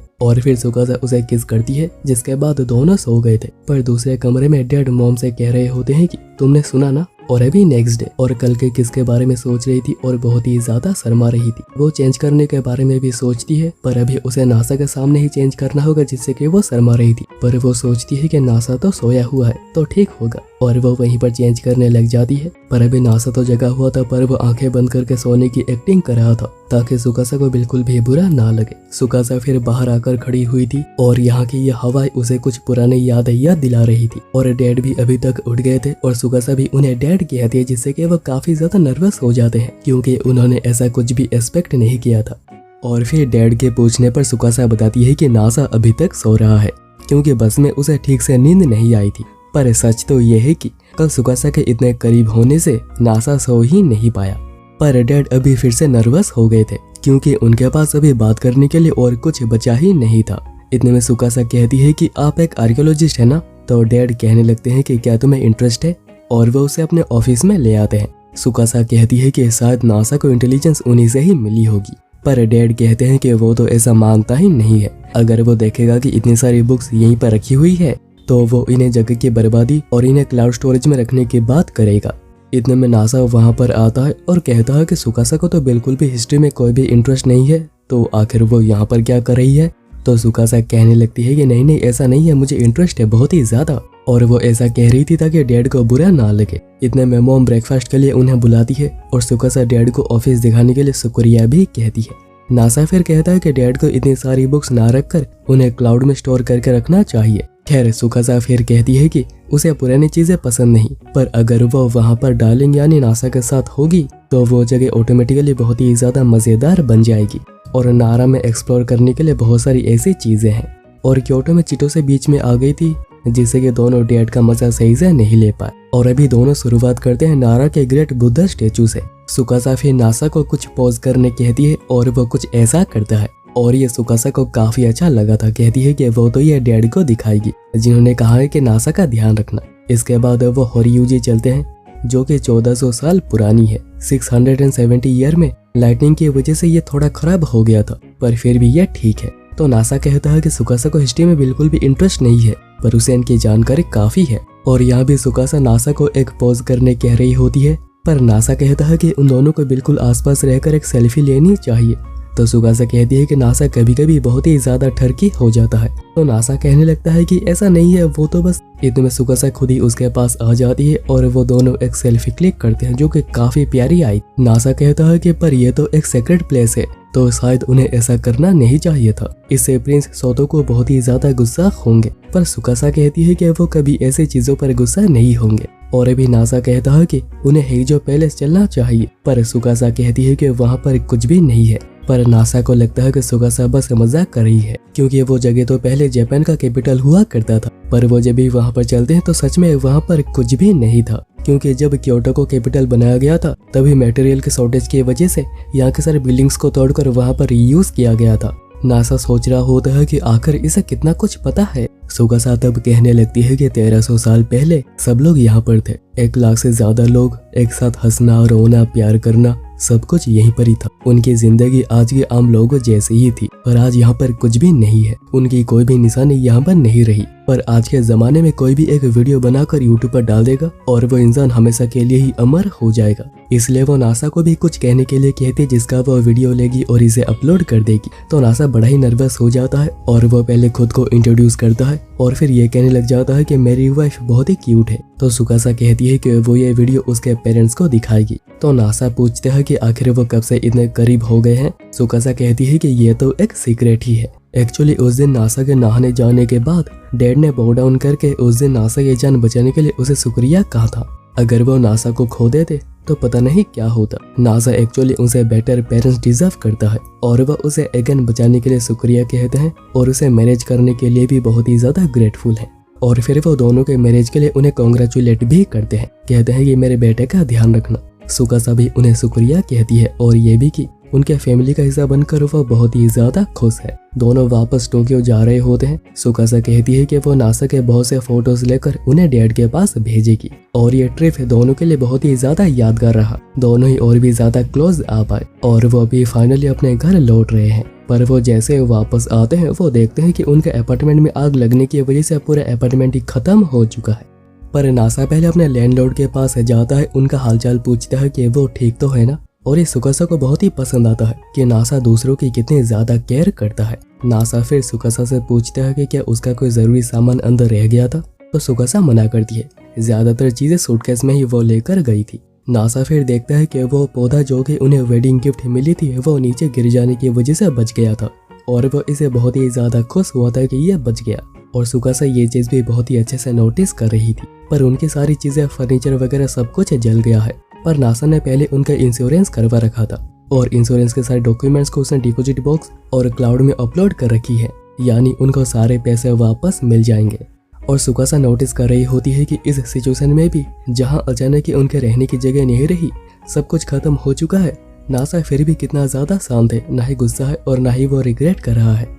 और वह इससे खुश होकर नासा को आई लव यू कहती है, जिससे कि नासा तो बिल्कुल ही शॉक्ड रह गया था कि आखिर अचानक क्या हुआ। इसके बाद दोनों बाथ हाउस आ जाते हैं ताकि वो थोड़ा शांत हो सके और सोचने और ये सोच पाए कि आखिर वो नेक्स्ट कहाँ पर रहेंगे।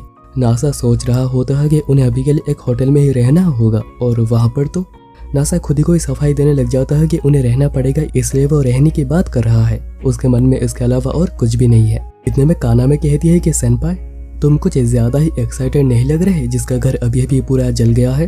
क्योंकि ये सारी चीजें सोचते हुए नासा का छोटा भाई बिल्कुल ही खड़ा हो गया था। नासा तो शर्म के मारे पानी के अंदर चला आता है और काना में समझ आती है कि वो कुछ डर्टी चीजें ही सोच रहा होगा, क्योंकि प्रूफ तो बिल्कुल ही उसके सामने खड़ा है। खैर, इसके बाद काना में पूछती है कि वो दोनों कहाँ पर रहेंगे। अगर वो चाहे तो जब तक वो कुछ डिसाइड नहीं कर लेते हैं तो वो यहीं पर ही रह सकते हैं। तो नासा उसे इसके लिए शुक्रिया कहने लगता है और तभी सुकासा भी आती है जिसे कि वो ये बात बताता है। काना में कहती है कि वो तो बस सर्वाइव भी नासा की वजह से ही कर पाए हैं, पर नासा उसे बस शुक्रिया कहे जा रहा था उन्हें यहाँ पर रहने देने के लिए। और सुकासा ये चीज भी नोटिस करती है कि नासा लोगों के हेल्प को कितना ज्यादा अप्रिशिएट करता है और सुकासा को ऐसे ही लोग पसंद है, ना कि जो किसी की भी हेल्प लेने के बाद गिल्टी फील करने लगते हैं। काना में फिर उन्हें वो घर दिखाती है जो कि बिल्कुल ही खाली पड़ा था और वो दोनों यहाँ पर रह सकते क्योंकि उनके पास 2 फुटोन्स भी है, तो सोने में यहाँ पर कोई भी प्रॉब्लम नहीं होगी। पर नासा फिर भी आया और उसके मॉम से पूछने की बात करता है कि वो यहाँ रह तो सकते हैं ना। पर काना में कहती है कि वो मना नहीं करेंगे, पर वो फिर भी एक बार पूछ लेगी। नासा फिर कहता है कि वो कितने लकी हैं कि उन्हें आज रहने का घर मिल गया। पर सुकासा कहती है कि ये कोई लक नहीं है, लोग खुद ही सामने से आकर उसकी हेल्प करना चाहते हैं, जो दिखाता है कि लोग उसे कितना ज्यादा पसंद करते हैं। और ऐसा इसीलिए क्योंकि वो हमेशा ही काइंड होता है और लोगों की हेल्प करता रहता है। और नासा को भी सुकासा का यह नेचर बहुत ही पसंद आता है कि सुकासा उसके बारे में सब कुछ ही नोटिस करती है। इतने में काना में बताती है कि दोनों यहाँ पर रह सकते हैं, उन्होंने हाँ कर दी है। इसके बाद काना में सोच रही होती है कि नासा यहाँ पर रह तो रहा है, पर पता नहीं कि आखिर आया कैसे रिएक्ट करेगी, क्योंकि आया तो नासा को लाइक करती है और वो इतनी गधी है कि उसे समझ नहीं आता है कि नासा मैरिड है। और फिर काना में चलकर डायरेक्ट ही आया से पूछती है कि अपने क्रश के साथ एक ही घर पे रहना कैसा होता है। तो आया बिल्कुल ही फंबल करने लग जाती है, कहने लगती है कि नहीं ऐसा नहीं है, मैं नासा को बिल्कुल भी लाइक नहीं करती हूँ। हाँ वो अच्छा दिखता है पर ऐसा नहीं है। काना में सोच रही होती है कि इसे लगता है कि किसी को भी ये बात समझ नहीं आ रही होगी कि वो नासा को लाइक करती है। इतने में नासा वहाँ पर खुद ही आता है जो कि यहाँ पर आया था उन्हें रहने देने के लिए थैंक्स कहने, और वो नासा को देखकर बिल्कुल ही नर्वस हो गई थी। बातें करते हुए नासा का रिंग बिल्कुल ही विजिबल हो गया था और काना में सोच रही होती है कि आखिर आया को ये दिख कैसे नहीं रहा, क्या डम होने से लोग अंधे हो जाते हैं। वहीं बातों बातों में नासा बताता है कि वो सुकासा को अपने पेरेंट्स से मिलवाने नारा लेकर गया था। और ये सुनने के बाद आया सोचने लग जाती है कि सुकासा तो नासा के रिलेटिव है, तो क्या नासा के पेरेंट्स उसे नहीं मिले हैं। काना को लग रहा होता है कि आया को अभी सारी बातें समझ आ जाएंगी, पर आया को कुछ भी समझ नहीं आता। कहती है कि पेरेंट्स से बीच बीच में मिलते रहना चाहिए, इससे रिश्ते बहुत ही ज्यादा अच्छा रहते हैं। और ये सुनकर काना में सोच रही होती है कि आया की इंटेलिजेंस तो हॉरर मूवी के कैरेक्टर से भी बहुत ही ज्यादा कम है। इतने में आया की मॉम आकर कहती है कि वो अभी सुकासा से मिलकर आई है और वो काफी अच्छी लड़की है और नासा लकी है कि उसे ऐसी वाइफ मिली है। और अभी जाकर आया को समझ आता है कि नासा और सुकासा मैरिड है। आया कहने लगती है कि ये कब हो गया, तो मॉम कहती है कि तुम्हें नहीं पता, मुझे लगा कि तुम्हारा नासा पर क्रश है तो तुम्हें पता होगा। तो आया बिल्कुल ही शर्माने लग जाती है। काना में तभी आया और उसके मॉम के बिहेवियर के लिए सॉरी कह रही होती है। वहीं पर आया सोच रही होती है कि उसका पहला प्यार कभी खत्म हो गया, उसे पता ही नहीं चला। वो नासा से 10 साल के एज में पहली बार मिली थी और वो काफी ज्यादा इंटेलिजेंट था। इतने में मॉम कहती है कि फालतू की बातें करना बंद करो। फैक्ट ये है कि आया का दिल बहुत ही बुरी तरह टूट चुका है, तो क्या वो अभी डिप्रेस होने के बाद अपने बाल काटना चाहेगी या फिर एब्रोड शिफ्ट कर रही है। तो आया कहने लग जाती है कि आखिर वो इतने हार्टलेस कैसे हो सकती है। तो आया की मॉम कहती है कि उनके हस्बैंड ने उन पर चीट करके भाग गए, तो ये तो उनके सामने कुछ भी नहीं है। और दोनों ऐसे ही बहस कर रहे होते हैं और काना में उनके बिहेवियर के लिए नासा से सॉरी कह रही थी। पर नासा कहता है कि सॉरी तो उसे कहना चाहिए क्योंकि उसने कभी आया के प्यार को नोटिस ही नहीं करा। पर काना में कहती है कि इसमें गलती बस आया की है। अपने फीलिंग्स दूसरे को बिना बताए ये सोचना कि वो तुम्हारी फीलिंग्स को समझेंगे, यह बहुत ही बेवकूफ़ी है। आया की हिम्मत ही नहीं थी कि चलकर वो बात करे, जिसकी वजह से उसने मौका खोया और वो हार गई। और आया भी रियलाइज करती है कि उसके डर की वजह से वो कुछ भी कर नहीं पाई, पर अभी जो हो चुका है। और वो नासा को उसके मैरिज के लिए कांग्रेचुलेशन कहती है और ये भी कहती है कि जैसे वो हमेशा सुकासा का ध्यान रखे।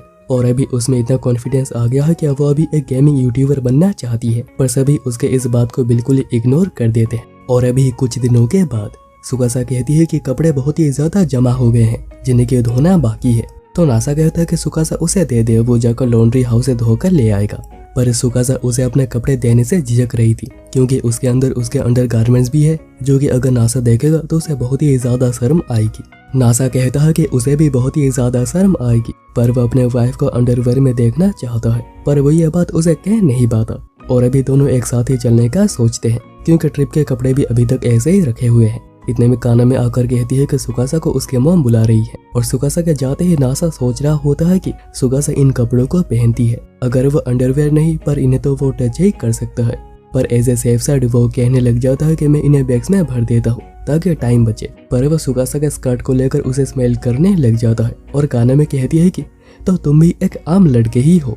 काना में कहती है कि वो सुकासा को लेकर जा रही थी, पर तभी उसे ऐसा लगा कि नासा कुछ ऐसा ही करने की कोशिश करेगा, और वो वापस आ गई और वो ठीक ऐसा ही कर रहा था। पता नहीं कि आज रात को वो क्या करेगा। इसके बाद दोनों ही लॉन्ड्री हाउस जा रहे होते हैं, और सुकासा बता रही होती है कि लड़कियों के अंडरवेयर काफी ज्यादा फ्रेजाइल होती है, इसलिए वॉशिंग से पहले इसे एक नेट में डालना पड़ता है। और फिर दोनों लॉन्ड्री हाउस आ जाते हैं और दोनों ही कपड़े धुल जाने का वेट करते हुए बातें वगैरह कर रहे थे। नासा नोटिस करता है कि सुकासा ने एक ट्रैक सूट पहनी हुई है जो कि वो नॉर्मली नहीं पहनती, तो सुकासा उसे दूर से ही देखने के लिए कहती है, क्योंकि आग में जो भी कुछ एक्स्ट्रास थे वो सब कुछ जल गए हैं, और अभी अंदर पहनने का जो एक अंडरवेयर बचा हुआ था वो भी धुलने के लिए डाल दिया है, यानी उसने अभी अंदर कुछ भी नहीं पहना। तो नासा जोर से कहता है कि क्या तुमने कुछ नहीं पहना? तो सुकासा कहती है कि धीरे कहो। नासा सोच रहा होता है कि वो कितनी क्यूट लग रही है, मन तो हो रहा है कि उसे हक करूं, उसे किस करूं, पर उसे डर है कि यहाँ पर भी काना में ना आ जाए। पर वो फिर भी अपने वाइफ को इस हाल में एक बार तो हक करना ही चाहता है,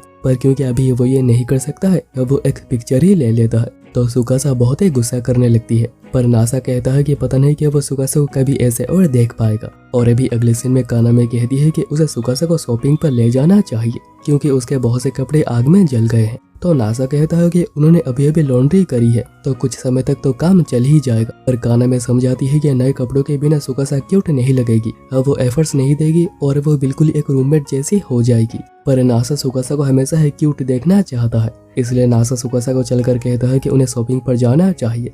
तो सुकासा को लगता है कि नासा अपने लिए कह रहा है, पर नासा कहता है कि नहीं, वो सुकासा को नए कपड़े दिलाना चाहता है। तो सुकासा कहती है कि हाँ, उसके कपड़े जल गए हैं, पर लड़कियों के ड्रेसेस काफी ज्यादा महंगी होती है। पर नासा कहता है कि कोई बात नहीं, मैं बिल्कुल ही तैयार हूँ, क्योंकि वो सुकासा को हमेशा ही क्यूट देखना चाहता है। दोनों फिर शॉपिंग के लिए एक बहुत ही बड़े स्टोर पे आ जाते हैं, और सुकासा एक ड्रेस ट्राई करके दिखाती है। तो नासा कहता है कि वो काफी क्यूट लग रही है, पर यह ड्रेस काफी ज्यादा रिवीलिंग है, और वो नहीं चाहता है कि दूसरे भी उसे ऐसे देखें। तो फिर सुकासा कहती है कि वही कुछ क्यूट ड्रेसेस उसके लिए पिक करके ले आए, और नासा ठीक ऐसा ही करता है जिन्हें कि सुकासा भी ट्राई करती है, और वह सभी ड्रेस में बहुत ही ज्यादा क्यूट लग रही थी। इसके बाद वो अंडरवेयर लेने आ जाते हैं, पर नासा को यहाँ पर बहुत ही ज्यादा अजीब लग रहा था। ऐसा लग रहा था जैसे कि वो कोई गलत काम कर रहा है, पर सुकासा उसे ज्यादा सोचने से मना करती है और हाथ पकड़ लेती है। पर अभी नासा सोच रहा होता है कि वो देख पाएगा कि सुकासा क्या चूज करती है, और जब ये थॉट सुकासा को भी आता है, वो नासा को बाहर ही वेट करने के लिए कहती है। नासा फिर नोटिस करता है कि ये सब कुछ बहुत ही ज्यादा महंगा है, पर आखिर में सुकासा ने कुछ कम प्राइस वाले ही लिए थे। तो नासा पूछता है कि ऐसा क्यों? तो सुकासा कहती है कि ये सभी डिस्पोजेबल्स है और ये काफी क्यूट है। तो नासा सोच रहा होता है कि वो मैरिड है, तो क्या वो आज अपने वाइफ को अंडरवेयर में देख पाएगा? और फिर वो हिम्मत करके लड़खड़ाते हुए कह देता है कि वो उसे अंडरवेयर में देखना चाहता है। तो सुकासा भी शर्माते हुए कहती है कि अगर वो चाहता है, पर फिर दोनों ही इतना ज्यादा शर्माने लग जाते हैं कि वो इस बात को बिल्कुल ही चेंज कर देते हैं। कहने लगते हैं कि रात को क्या खाओगे, ये बना दूं, वो बना दूं, और बात को यहीं पर ही दोनों खत्म कर देते हैं।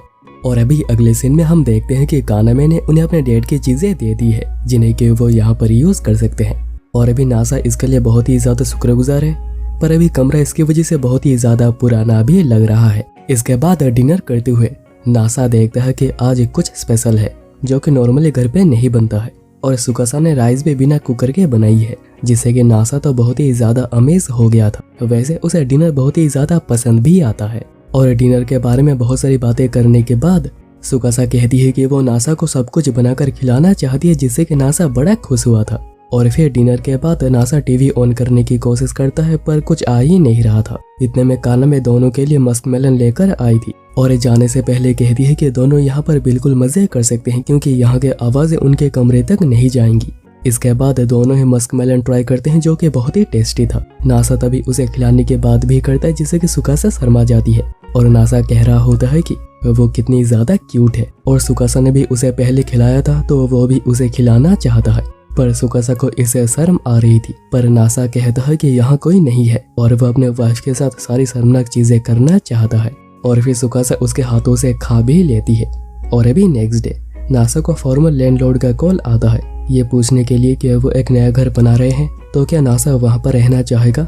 कानामे फिर पूछती है कि क्या वो अभी चला जाएगा, पर नासा कहता है कि अभी नहीं, पर वो दोनों ही उनके फैमिली के ऊपर एक बोझ बनना नहीं चाहते। नासा ये बात आकर सुकासा को बताता है कि उन्हें नए घर के लिए कोई भी सिक्योरिटी डिपॉजिट या फिर इनिशियल फीस पे करनी नहीं पड़ेगी, क्योंकि उनका घर जल गया था और उनका कमरा कैसा होगा वो ये चलकर दूसरी बिल्डिंग में देख सकते हैं। और फिर दोनों ही एड्रेस लेकर वहीं पर चलते हैं, पर ये कुछ ज्यादा ही हाई फाई बिल्डिंग लग रही थी। सुकासा पूछती है कि क्या सच में इसका भी रेंट सेम ही होगा, तो नासा कहता है कि बताया तो यही गया है और एड्रेस भी यही का है, हो सकता है कि ये एड्रेस गलत हो, पर वो जब भी यहाँ पर आ ही गए हैं तो उन्हें ये चेकआउट कर लेना चाहिए। और जैसे ही दोनों अंदर आते हैं ये बिल्कुल एक सेलिब्रिटी अपार्टमेंट जैसा लग रहा था। सुकासा कह रही होती है कि ऐसा लगता है जैसे कि यहाँ पर आधे से ज्यादा लोग यूट्यूबर्स हो, क्योंकि मैंने सुना है कि उन्हें काफी अच्छे पैसे मिलते हैं। और फिर दोनों अंदर आ जाते हैं और अंदर का व्यू काफी ज्यादा अच्छा था, साथ में एक बाथ विद व्यू भी था जिसमें कि नहाने में बहुत ही मजा आएगा। नासा सोचता है कि वो नेक्स्ट जिस भी घर में मूव करेंगे वहाँ पर एक बाथरूम होना ही पड़ेगा ताकि वो दोनों ही एक साथ नहा सके। और फिर कमरे में बेडरूम भी था जो कि बहुत ही ज्यादा सॉफ्ट है।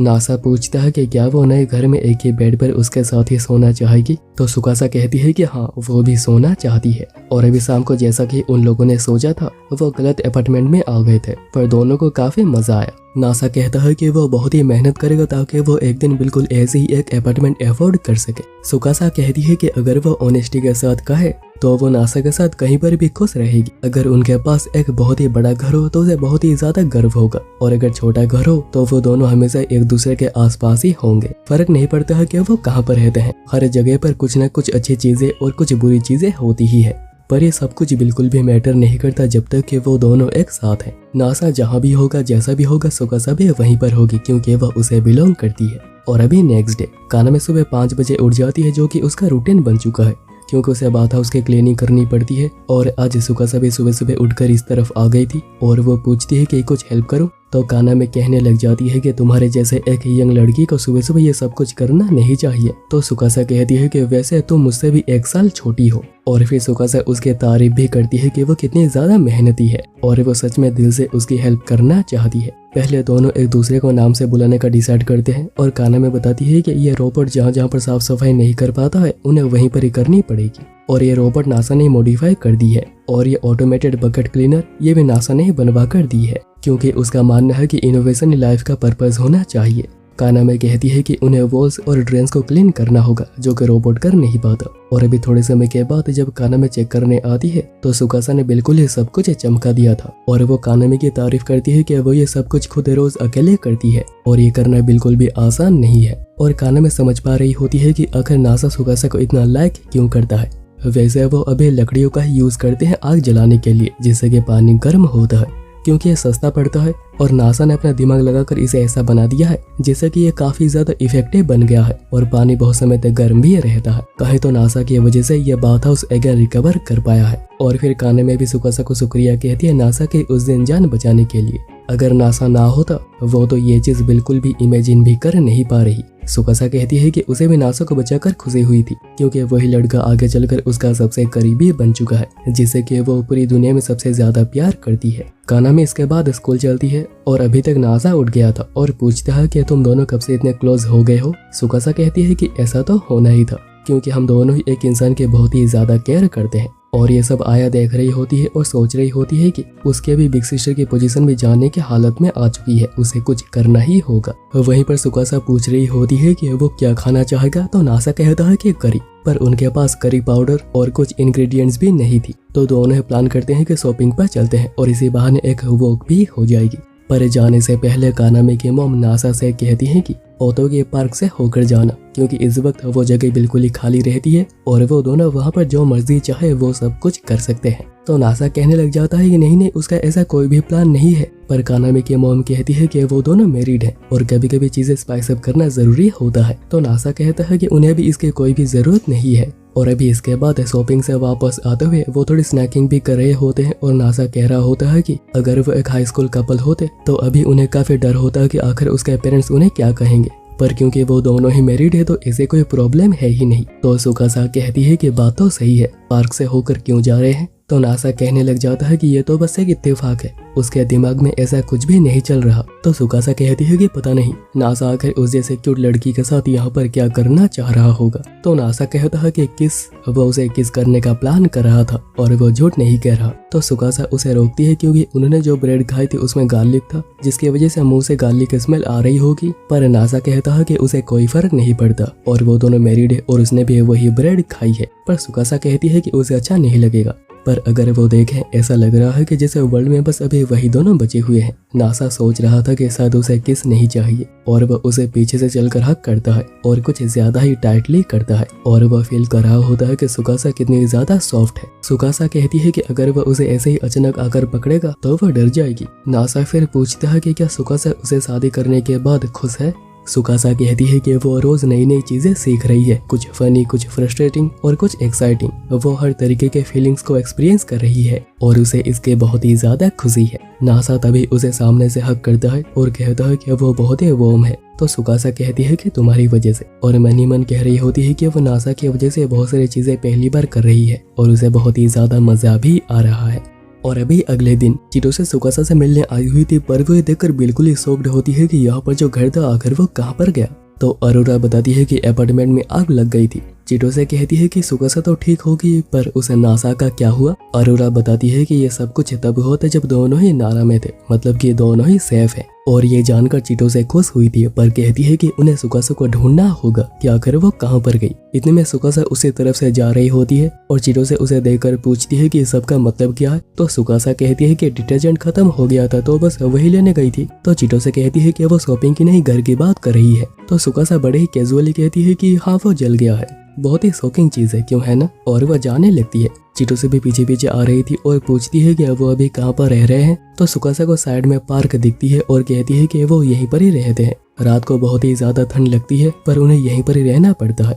वैसे अंदर गैस और इलेक्ट्रिसिटी दोनों ही है। और फिर चिटोसे भी अंदर जाती है ये देखने की ये सब कुछ सच में है तो ना। पर इतने में सुकासा वहां से जा चुकी थी और चिटोसे सच में ही बहुत ही जल्दी किसी की भी बातों में आ जाती है। और अभी तक सुकासा वापस आ चुकी थी और देखती है कि नासा बहुत सारी चीजें बाहर निकल कर बैठा हुआ है और उन्हीं में से उसे ताकुया की ग्रिल भी मिलती है, पर उसे पता नहीं था कि आखिर इसका यूज कैसे किया जाता है। तो सुकासा उसे इसका यूज बताती है और पूछती है कि क्या वो आज रात को ताकुया की खाना चाहेगा। और नासा हाँ कहता है और उसे आइडिया आता है कि क्यों ना आज रात को यहीं पर ही एक ताकुया की पार्टी करें। वो कानामे को भी इन्वाइट करते हैं क्योंकि वो बहुत ही मदद कर रही है। और सुकासा जो कि आय से ज्यादा बातचीत नहीं कर पाई है तो पार्टी के बहाने दोनों बात भी कर लेंगे और दोनों में दोस्ती वगैरह भी हो सकती है। पर कानामे को इसे थोड़ी चिंता हो रही थी क्योंकि आया नासा को लाइक करती थी और अभी सुकासा ने नासा से ही मैरिज करी है। इतने में चिटोसे सुकासा को ढूंढते हुए वहीं पर आ जाती है, जो कि सुकासा बिल्कुल भी नहीं जा रही थी क्योंकि चिटोसे भी बार बार आकर उसे परेशान करेगी। चिटोसे कहती है कि क्या कहा,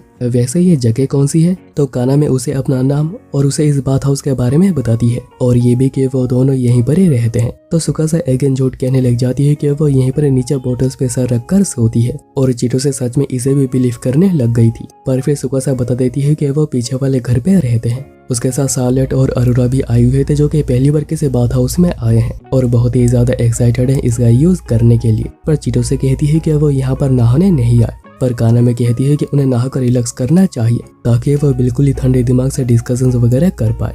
इसलिए फिर तीनों ही नहाने चलती हैं और सच में तीनों को बहुत ही ज्यादा मजा भी आता है। जिसके बाद तीनों इतने खुश हो जाती हैं कि वो यहाँ पर आने का रीजन ही भूल जाती है और वह घर जा रही होती है। पर तभी चिटोसे को सब कुछ याद आ जाता है और वो आकर कहती है कि अगर वो ऐसे किसी जगह पर एज ए गेस्ट रह सकती है तो आखिर मेरे घर पे क्यों नहीं। तो कानामे कहती है कि ऐसे किसी घर पे मतलब। तो चिटोसे कहने लगती है कि नहीं मेरा कोई गलत मतलब नहीं था और ये बात हाउस ये तो बहुत ही बढ़िया है, बस इतना कहना है कि अगर वो यहाँ पर रह सकती है तो आखिर मेरे घर पे क्यों नहीं। तो सुकासा कहती है कि वो नहीं रह सकती। तो चिटोसे उसे रिक्वेस्ट करने लग जाती है कि प्लीज ये चलो, पर सुकासा फिर भी उसे मना कर देती है। कहती है कि यहाँ पर कंसोल्स है जो कि उसे बहुत ही पसंद है, पर कानामे समझ नहीं पा रही होती है कि आखिर वो क्या बात कर रहे हैं। तो चिटोसे कहती है कि वो नया कंसोल खरीद लेगी तो प्लीज चलो, पर सुकासा कहती है कि सिर्फ कंसोल ही एक रीजन नहीं है। तो चिटोसे कहती है कि वो उसके लिए जितने सारे कंसोल्स अवेलेबल है वो सब कुछ खरीद के ले आएगी तो प्लीज वो चले। पर तभी आया बाहर आकर कहती है कि मैं चलने के लिए बिल्कुल रेडी हूँ क्योंकि उसे गेमिंग करना बहुत ही ज्यादा पसंद है। चिटोसे पूछती है कि आखिर ये कौन है। तो कानामे आया को इंट्रोड्यूस करती है और कहती है कि अगर सभी आ गए हैं तो उन्हें पार्टी शुरू कर देनी चाहिए। और बातें वगैरह करते हुए जान पहचान भी हो ही जाएगी। तो सुकासा कहती है कि उससे पहले उन्हें शॉपिंग करनी होगी क्योंकि अभी लोग ज्यादा हो गए हैं, इसलिए उन्हें चीजें भी ज्यादा चाहिए होगी, जो कि सार्लेट और अरोरा पहले जाकर लेकर आए थे। और वो दोनों ही चलते हैं सुकासा की मदद भी करने। आया कहती है कि क्या सुकासा कुकिंग कर भी पाएगी, क्योंकि अभी के लड़कियों को कुकिंग बिल्कुल भी नहीं आती और ये अच्छा मौका है देखने के लिए कि सुकासा नासा के लायक है भी या नहीं। तो चीटो से कहती है कि उन्हें ये देखना होगा कि नासा लायक है या नहीं, ना कि सुकासा। काना में तभी पूछती है कि क्या वह उनके मैरिज के खिलाफ है। तो चीटो से कहती है कि नहीं, वो बस इसे एक्सेप्ट नहीं कर पा रही। तो आया कहती है कि इसलिए सुकासा अच्छी वाइफ नहीं बन सकती है। तो काना में आया से पूछती है कि क्या तुम्हें कुकिंग आती है। तो आया बड़े प्राउडली कहती है कि बिल्कुल नहीं, क्योंकि मैं आज के जमाने की लड़की जो हूँ। नासा तब कहता है कि सुकासा बहुत ही अच्छी कुकिंग कर पाती है, पर तभी आया और चिटोस के पीछे बहस होने लग जाती है। और अभी थोड़ी देर के बाद सुकासा ने सब कुछ बिल्कुल तैयार कर लिया था, इसमें कि अरोरा और सार्लेट ने भी बहुत ही मदद करी है। और फिर इसके बाद वो पार्टी स्टार्ट कर देते हैं और आया बिलीव ही नहीं कर पा रही होती है कि सुकासा ने खुद ये सब कुछ अरेंज करा है और ये सब कुछ बहुत ही प्यारा भी लग रहा था। पर मेन चीज है टेस्ट, जो कि आया टेस्ट करती है और इसका स्वाद सच में बहुत ही ज्यादा बढ़िया था। तारीफ ही करे जा रही थी, पर उसे याद आता है कि वो तो ये करने यहाँ पर नहीं आई है। तो चीटो से पूछती है कि क्या उसे कोई प्रॉब्लम है। आया कहती है कि बिल्कुल नहीं, क्योंकि ये सब कुछ इतना ज्यादा टेस्टी बना है कि उसके पास कहने के लिए कुछ बचा ही नहीं है। पर एक परफेक्ट वाइफ बनने के लिए सिर्फ गुड कुक होना ही सब कुछ नहीं होता है, उसे गेम्स भी खेलना आना चाहिए। टेकन गेम स्टार्ट कर देती है और नासा को इतना सब नहीं पता था। उसने कुछ पुरानी गेम्स खेली है, इसलिए सुकासा उसे सिखाने लग जाती है कि कैसे कैसे खेला जाता है। और नासा को गेम्स के ग्राफिक्स बहुत ही ज्यादा पसंद आ रहे थे, पर उसे बिल्कुल भी खेला नहीं जा रहा था, वो बहुत ही ज्यादा खराब खेल रहा था। तो काना में कहती है कि देखकर ऐसा लग रहा है कि वो भी नासा को हरा देगी। तो सुकासा उसे उसके साथ एक मैच करने के लिए कहती है और काना में काफी अच्छा भी कर रही होती है, क्योंकि वो आया के साथ आया के कहने पर खेलती रहती है। पर सुकासा उससे भी बेहतर थी और कानामे को हरा देती है। अरोरा तब कहती है कि अगर सभी लोग गेम्स को ट्राई कर रहे हैं तो यहाँ पर एक टूर्नामेंट करनी चाहिए जिसमें कि कोई प्राइज भी हो, तो इससे ये सब कुछ और भी ज्यादा मजेदार बन जाएगा। तो नासा पूछता है कि पर प्राइज क्या रखें। तो अरोरा कहती है कि प्राइज होगा नासा, और सभी इस पर बिल्कुल एग्री करते हैं और जो भी जीतेगी वो जो कुछ नासा के साथ करना या फिर करवाना चाहेगी वो सब कुछ कर सकती है।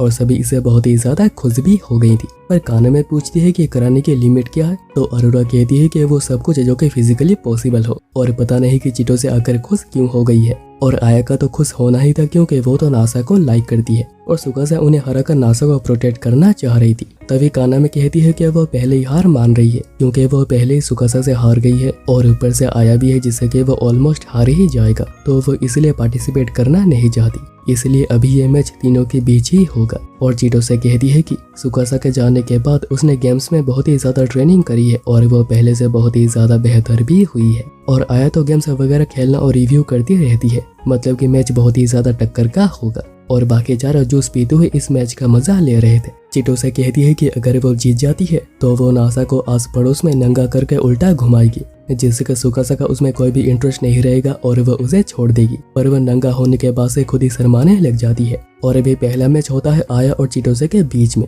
और चीटो से कुछ कर पाती या फिर कुछ समझ पाती उससे पहले ही आया ने उसे हरा दिया था। चीटो से रोने लग जाती है, कहने लगती है कि उसके कंट्रोलर में कुछ गड़बड़ हो गई होगी, वरना वो ऐसे नहीं हार सकती है। इसलिए आया उसके साथ 2-3 और भी मैच करती है और वह हर बार चिटोसे को बिल्कुल आसानी से हरा देती है। और अभी बारी थी सुकासा की, जो सोच रही होती है कि चिटोसे बिल्कुल भी खराब नहीं थी, बस आया ही बहुत ही ज्यादा बेहतर है, तो उसे भी बिल्कुल केयरफुल रहना होगा, वरना वो भी यहाँ पर हार जाएगी। और फिर मैच को स्टार्ट कर दिया जाता है और सुकासा आया को बहुत ही अच्छा टक्कर भी दे रही थी। चिटोसे कहती है कि ऐसा इसलिए क्योंकि सुकासा पहले पूरे दिन बैठकर गेम्स खेला करती थी, पर अभी मैच में सुकासा के इतने अच्छा करने के बाद भी आया उसे हरा ही देती है। सुकासा कहती है कि वो बहुत दिनों के बाद इसे ट्राई कर रही है, इसलिए उसके हाथ सही से नहीं चल रहे और वो हार गई। तो आया पूछती है कि क्या वो अगेन ट्राई करना चाहेगी, और सुकासा को तभी एक आइडिया आता है और वो टेकन का ही एक पुराना वर्जन को स्टार्ट कर देती है और वो इसमें मैच करने कहती है। और इसके कंट्रोलर को स्पेशली नासा ने ही तैयार करवाया है। और अभी दोनों ही मैच को स्टार्ट करते हैं, पर आया को बिल्कुल भी कंट्रोल समझ में ही नहीं आ रहा था, इसलिए वो पहला मैच बहुत ही इजीली हार जाती है।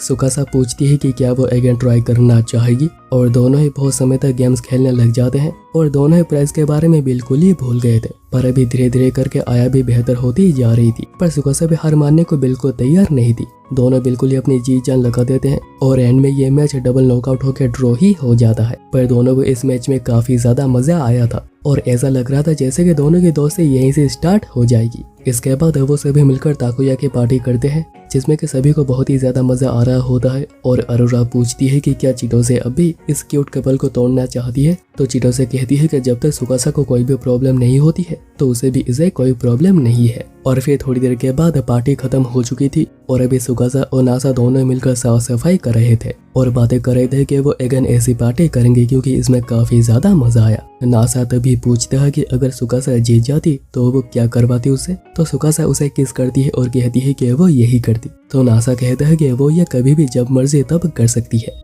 अभी अगले सीन में नासा को अपने जॉब से कॉल आता है कि सिस्टम कुछ काम नहीं कर रहा तो नासा बिल्कुल इसे ठीक कर दे। पर सुकासा उसे केयरफुल रहने के लिए कहती है क्योंकि नासा जब भी कुछ करने में लग जाता है वो करता ही रहता है और खुद पर बिल्कुल भी ध्यान नहीं देता। पर नासा कहता है कि नहीं ऐसा थोड़ी होता है। खैर इसके बाद नासा काम पे लग जाता है और वो बस करता ही जाता है। सुबह से लेकर दोपहर हो जाती है पर फाइनली काम पूरा हो ही गया था। पर सुकासा नोटिस करती है कि नासा का चेहरा बिल्कुल ही लाल हो रखा था और वो खांस भी रहा था। सुकासा उसे टेम्परेचर चेक करने की बात करती है पर नासा कहता है कि नहीं वो बिल्कुल ठीक है। पर सुकासा फिर भी टेम्परेचर चेक करती है और देखती है कि उसे तो फीवर हो रखा है और वो भी बहुत ही ज्यादा। सुकासा उसे फटक से मेडिसिन वगैरह दे देती है और अभी नासा रेस्ट कर रहा होता है। सुकासा कहती है कि उसे समर कोल्ड हुआ है तो वो अभी कैसा फील कर रहा है। नासा कहता है कि जब से उसे पता चला है कि उसे फीवर हो रखा है उसका सर चकरा रहा है पर वो सुबह तक बिल्कुल ही ठीक था। सुकासा फिर कहती है कि अभी उसके न्यूली वेड क्यूट वाइफ उसका ख्याल रखेगी उसके ठीक होने तक। पर नासा कहता है कि उसे दूर ही रहना चाहिए वरना वो भी बीमार पड़ सकती है। पर सुकासा कहती है कि वो कभी बीमार पड़ती ही नहीं। और फिर नासा सो जाता है क्योंकि उसे अभी बिल्कुल भी अच्छा महसूस नहीं हो रहा था और सुकासा तब तक उसके पास ही बैठी होती है कुछ न कुछ कर रही थी जिससे कि उसे अच्छा फील होता रहे। पर सुकासा सोचती है कि उसे और क्या करना चाहिए जिससे कि नासा और भी ज्यादा बेटर फील हो पर उसे कुछ सोचता ही नहीं, इसलिए वो नासा के फोटो से क्लिक करने लग जाती है। और अभी रात को नासा नींद से उठता है और वह पहले से काफी ज्यादा बेहतर फील कर रहा था। सुकासा पूछती है कि क्या वो कुछ खाना चाहेगा या पीना चाहेगा। नासा कहता है कि उसे भूख नहीं है जिससे कि सुकासा सैड हो जाती है क्योंकि वो एज ए क्यूट वाइफ बहुत ही कुछ करना चाहती है ताकि नासा बेटर फील करे।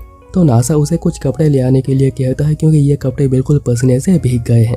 तो सुकासा कहती है कि उसे इसके साथ एक स्पॉन्ज बाथ भी लेना चाहिए जो कि वो लेने में मदद कर सकती है। तो नासा शर्माने लग जाता है पर सुकासा कहती है कि अगर उसकी क्यूट वाइफ ये करेगी तो उसे और भी ज्यादा मजा आएगा।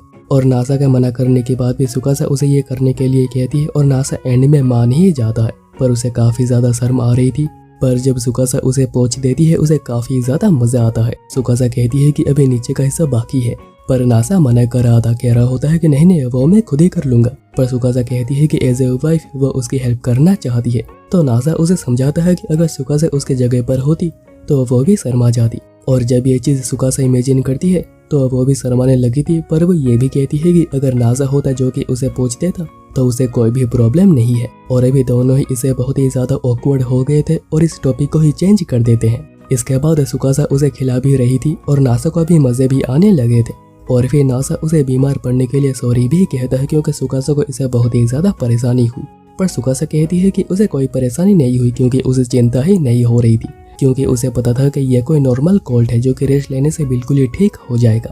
नासा भी कहता है कि वो ऐसे बहुत दिनों के बाद जाकर बीमार पड़ा है पर सुकासा कहती है कि ऐसा नहीं है, वो बीमार पड़ता रहता है पर वो कभी ये चीज नोटिस ही नहीं करता। जैसे कि पहली बार जब उनकी मुलाकात हुई थी एक्सीडेंट होने के बाद भी नासा बात करने के लिए आ गया था और आज भी जब तक सुकासा ने बताया नहीं उसने नोटिस नहीं करा था कि उसे बुखार हुआ है। और पहले भी सुकासा ने उसे यह बात कही थी कि उसके पास बस एक ही लाइफ है तो उसे इसके केयर करनी चाहिए। इसके बाद दोनों ही सो जाते हैं और नासा भी सोच रहा होता है कि अभी उसे खुद का बेटर केयर करना होगा क्योंकि वो अभी मैरिड है। इतने में सुकासा उसे पीछे से पकड़ती है और कहती है कि उसने झूठ कहा था कि उसे बिल्कुल भी फिक्र नहीं हो रही थी। उसे काफी फिक्र हो रही थी और उसे अभी काफी खुशी है कि नासा पहले से बहुत ही ज्यादा बेहतर फील कर रहा है। नासा कहता है कि वो इतना फोकस्ड होकर काम इसलिए कर रहा था क्योंकि वो कल सुकासा के साथ समर फेस्टिवल में जाना चाहता है पर वो सुकासा को चिंता करवाना बिल्कुल भी नहीं चाह रहा था, इसलिए वो आगे से बहुत ही ज्यादा ध्यान रखेगा। और फिर दोनों किस करते हैं और नासा किस करते ही रहता है और किस करते हुए वो नीचे की तरफ भी जा रहा था। तो सुकासा उसे रोकती है और कहती है कि वो पहले से बेहतर महसूस कर रहा है पर वो अभी तक पूरा ठीक नहीं हुआ है तो उसे भी रेस्ट करना चाहिए। नासा कहता है कि सुकासा इतनी ज्यादा क्यूट लग रही थी कि वो खुद को रोक ही नहीं पाया। तो सुकासा समझा देती है कि उसे खुद पर काबू रखना होगा। और फिर नासा सोच रहा होता है कि क्या कोई ऐसा होगा जो कि तुम्हारे पार्टनर से भी तुम्हारी ज्यादा चिंता करता होगा। खैर अभी नेक्स्ट डे काना में सुकासा को बताती है कि अगर वो दोनों समर फेस्टिवल जा रहे हैं तो उसे एक युकाटा पहनकर जाना चाहिए जिसमें कि दोनों बहुत ही ज्यादा क्यूट लगेंगे। और वो उसे 2 युकाटा भी देती है और सुकासा कहती है कि नासा को ये युकाटा बिल्कुल ही फिट आएगा, क्योंकि काना मैंने बताया कि उसे नासा की फिटिंग बहुत ही अच्छे से पता है। सुकासा फिर नासा को दूसरी तरफ देखने के लिए कहती है ताकि वो यहाँ पर चेंज कर सके। नासा सोच रहा होता है कि उसकी वाइफ उसके पीछे ही चेंज कर रही है पर वो उसे देख नहीं सकता है, पर वो तो मैरिड है तो अगर वो देखता भी है तो कोई प्रॉब्लम तो है ही नहीं, पर वो फिर भी देख नहीं सकता। वो डायरेक्टली उसे पूछता है कि क्या वो उसे चेंज करते हुए देख सकता है, तो सुकासा कहती है कि क्या वो सच में देखना चाहता है। नासा कहता है कि अगर पॉसिबल हुआ तो, क्योंकि वो उसके बिना परमिशन के झांकना नहीं चाहता है जिससे कि सुकासा गुस्सा हो जाएगी। तो सुकासा कहती है कि तो तुम देख कर ही रहोगे, अगर इतना ही चाहते हो तो एक बार देख सकते हो, पर नासा तो उसे बस देखे ही जा रहा था। सुकासा फिर नासा को भी चेंज करने के लिए कहती है वरना वो लेट हो जाएंगे। नासा तब उसके पास आकर कहता है कि वो इसमें बहुत ही ज्यादा क्यूट लग रही है और ये कहते ही वो उसे किस करने लग जाता है। तो सुकासा कहती है कि अभी इसका समय नहीं है। और फिर शाम को दोनों ही तैयार होकर निकल रहे होते हैं और नासा ने कैमरा भी रख लिया है ताकि वो सुकासा की इस युकाटा में क्यूट क्यूट फोटोज ले सके। और फिर दोनों ही फेस्टिवल आ गए थे और सबसे पहले सुकासा को यहाँ पर ताकोयाकी खाना दिखता है जिसे कि वो खाने की बात करती है, क्योंकि यहाँ पर बिल्कुल ट्रेडिशनल ताकोयाकी मिल रही थी जो कि नॉर्मली कहीं पर भी नहीं मिलती है। इसलिए दोनों ही इसे ट्राई करते हैं और ये काफी ज्यादा मजेदार था। और अभी क्योंकि फायरवर्क स्टार्ट होने में कुछ देर बाकी थी तो वह यहाँ पर लगे स्टॉल्स को देखने लगते हैं जिसमें कि आया ने भी एक स्टॉल लगाई थी और उसकी मदद यहाँ पर चीटों से कर रही है, पर वो दिखाना नहीं चाह रही है कि वो मदद कर रही है और वो आया के दोस्त भी बनने लगी थी। सुकासा कहती है कि वो गोल्डफिश कुकिंग करने में बहुत ही अच्छी है, पर वो देखना चाह रही है कि नासा क्या कर सकता है और उसे भरोसा है कि वो काफी अच्छा भी करेगा। और नासा भी बिल्कुल ही कॉन्फिडेंटली ट्राई करने जाता है, पर वो पहली बार में ही फेल हो जाता है और कुछ भी पकड़ नहीं पाता, जिसके बाद वो अगेन ट्राई भी नहीं करता। आया फिर कहती है कि जब ये फायरवर्क स्टार्ट हो जाएंगे तो वो सभी आकर उन दोनों को ज्वाइन करेंगे। पर अभी नासा का मूड थोड़ा उतरा हुआ था, पर सुकासा कहती है कि हर किसी की कोई न कोई कमजोरी होती है तो इसमें कोई बुरी बात नहीं है। और फिर दोनों श्राइन चलते हैं प्रे करने ताकि दोनों के मैरिज को ब्लेसिंग्स मिल सके, पर सुकासा इसमें नासा की हेल्थ को भी ऐड कर देती है। नासा तब कहता है कि पता नहीं कि वाइफ के अलावा कोई उसकी इतनी ज्यादा चिंता भी करता होगा या नहीं। सुकासा समझाती है कि अगर वो दिन में हमेशा रामेन खाता रहेगा और उसके रिव्यूज डालेगा तो व्यूअर्स को काफी मजा आएगा और वो उसे अप्रिशिएट भी करेंगे, पर इससे उसके दोस्त और फैमिली को चिंता होगी, खास करके वो उसे रोकेगी क्योंकि इससे उसकी हेल्थ खराब हो रही होगी और वह हमेशा ही उसे रोकेगी, उसका भला चाहेगी। फर्क नहीं पड़ता है कि दोनों में अगर झगड़ा हो गया हो वो फिर भी उसे कुछ भी गलत करने से रोकेगी। और नासा इन बातों से बहुत ही ज्यादा खुश हो गया था और वो उसे हक करता है, जिसके बाद दोनों किस करने भी जा रहे थे, पर तभी बाकी सभी उन्हें फायरवर्क्स के लिए बुलाने आ जाते हैं। काना में कहती है कि क्या दोनों यहाँ पर किसी करने जा रहे थे, तो नासा कहने लगता है कि नहीं वो तो बस गॉड्स की बातें कर रहे थे। नासा फिर यहाँ पर फोटोज लेने की बात भी करता है जिसमें कि उसने ऑलरेडी सुकासा के बहुत सारी क्यूट फोटोज ले रखी है और उसके हिसाब से सुकासा हर फोटो में बहुत ही ज्यादा क्यूट लग रही थी। इतने में फायरवर्क स्टार्ट हो जाती है तो वो सभी चलते हैं और सुकासा और नासा भी उनके पीछे पीछे एक साथ आ रहे थे और फिर सभी एक साथ ही मिलकर इस फेस्टिवल का मजा लेते हैं। और नासा मन ही मन कह रहा होता है कि वो हमेशा ही चाहता है कि वो सुकासा के साथ रहे और ऐसे फेस्टिवल्स को उसके साथ ही एंजॉय करे, उनके साथ ही देखे। और आखिर में हमें ये दिखाया जाता है कि नासा का अगेन एक्सीडेंट हुआ था और नासा कह रहा होता है कि क्या मैं सच में मरने वाला हूँ। और इस बार सुकासा उसे कहती है कि शायद अगर तुम मेरे पीछे ना आते तो शायद तुम्हारी जान बच जाती, तुमने अपनी लाइफ बर्बाद कर दी है। पर नासा कहता है कि मुझे खुशी है कि मैं तुम्हारे पीछे गया, तुमसे शादी की। और सीजन 1 यहीं पर ही एंड हो जाता है और अभी हमें सीजन 2 में ही देखने को मिलेगा कि आखिर इसका क्या हुआ, आखिर इस सब का मतलब क्या है। और तुम लोगों को सीजन 2 के लिए बस थोड़ा सा ही और वेट करना है और मैं तुम लोगों के लिए वीडियो बहुत ही जल्द लेकर आ रहा हूँ।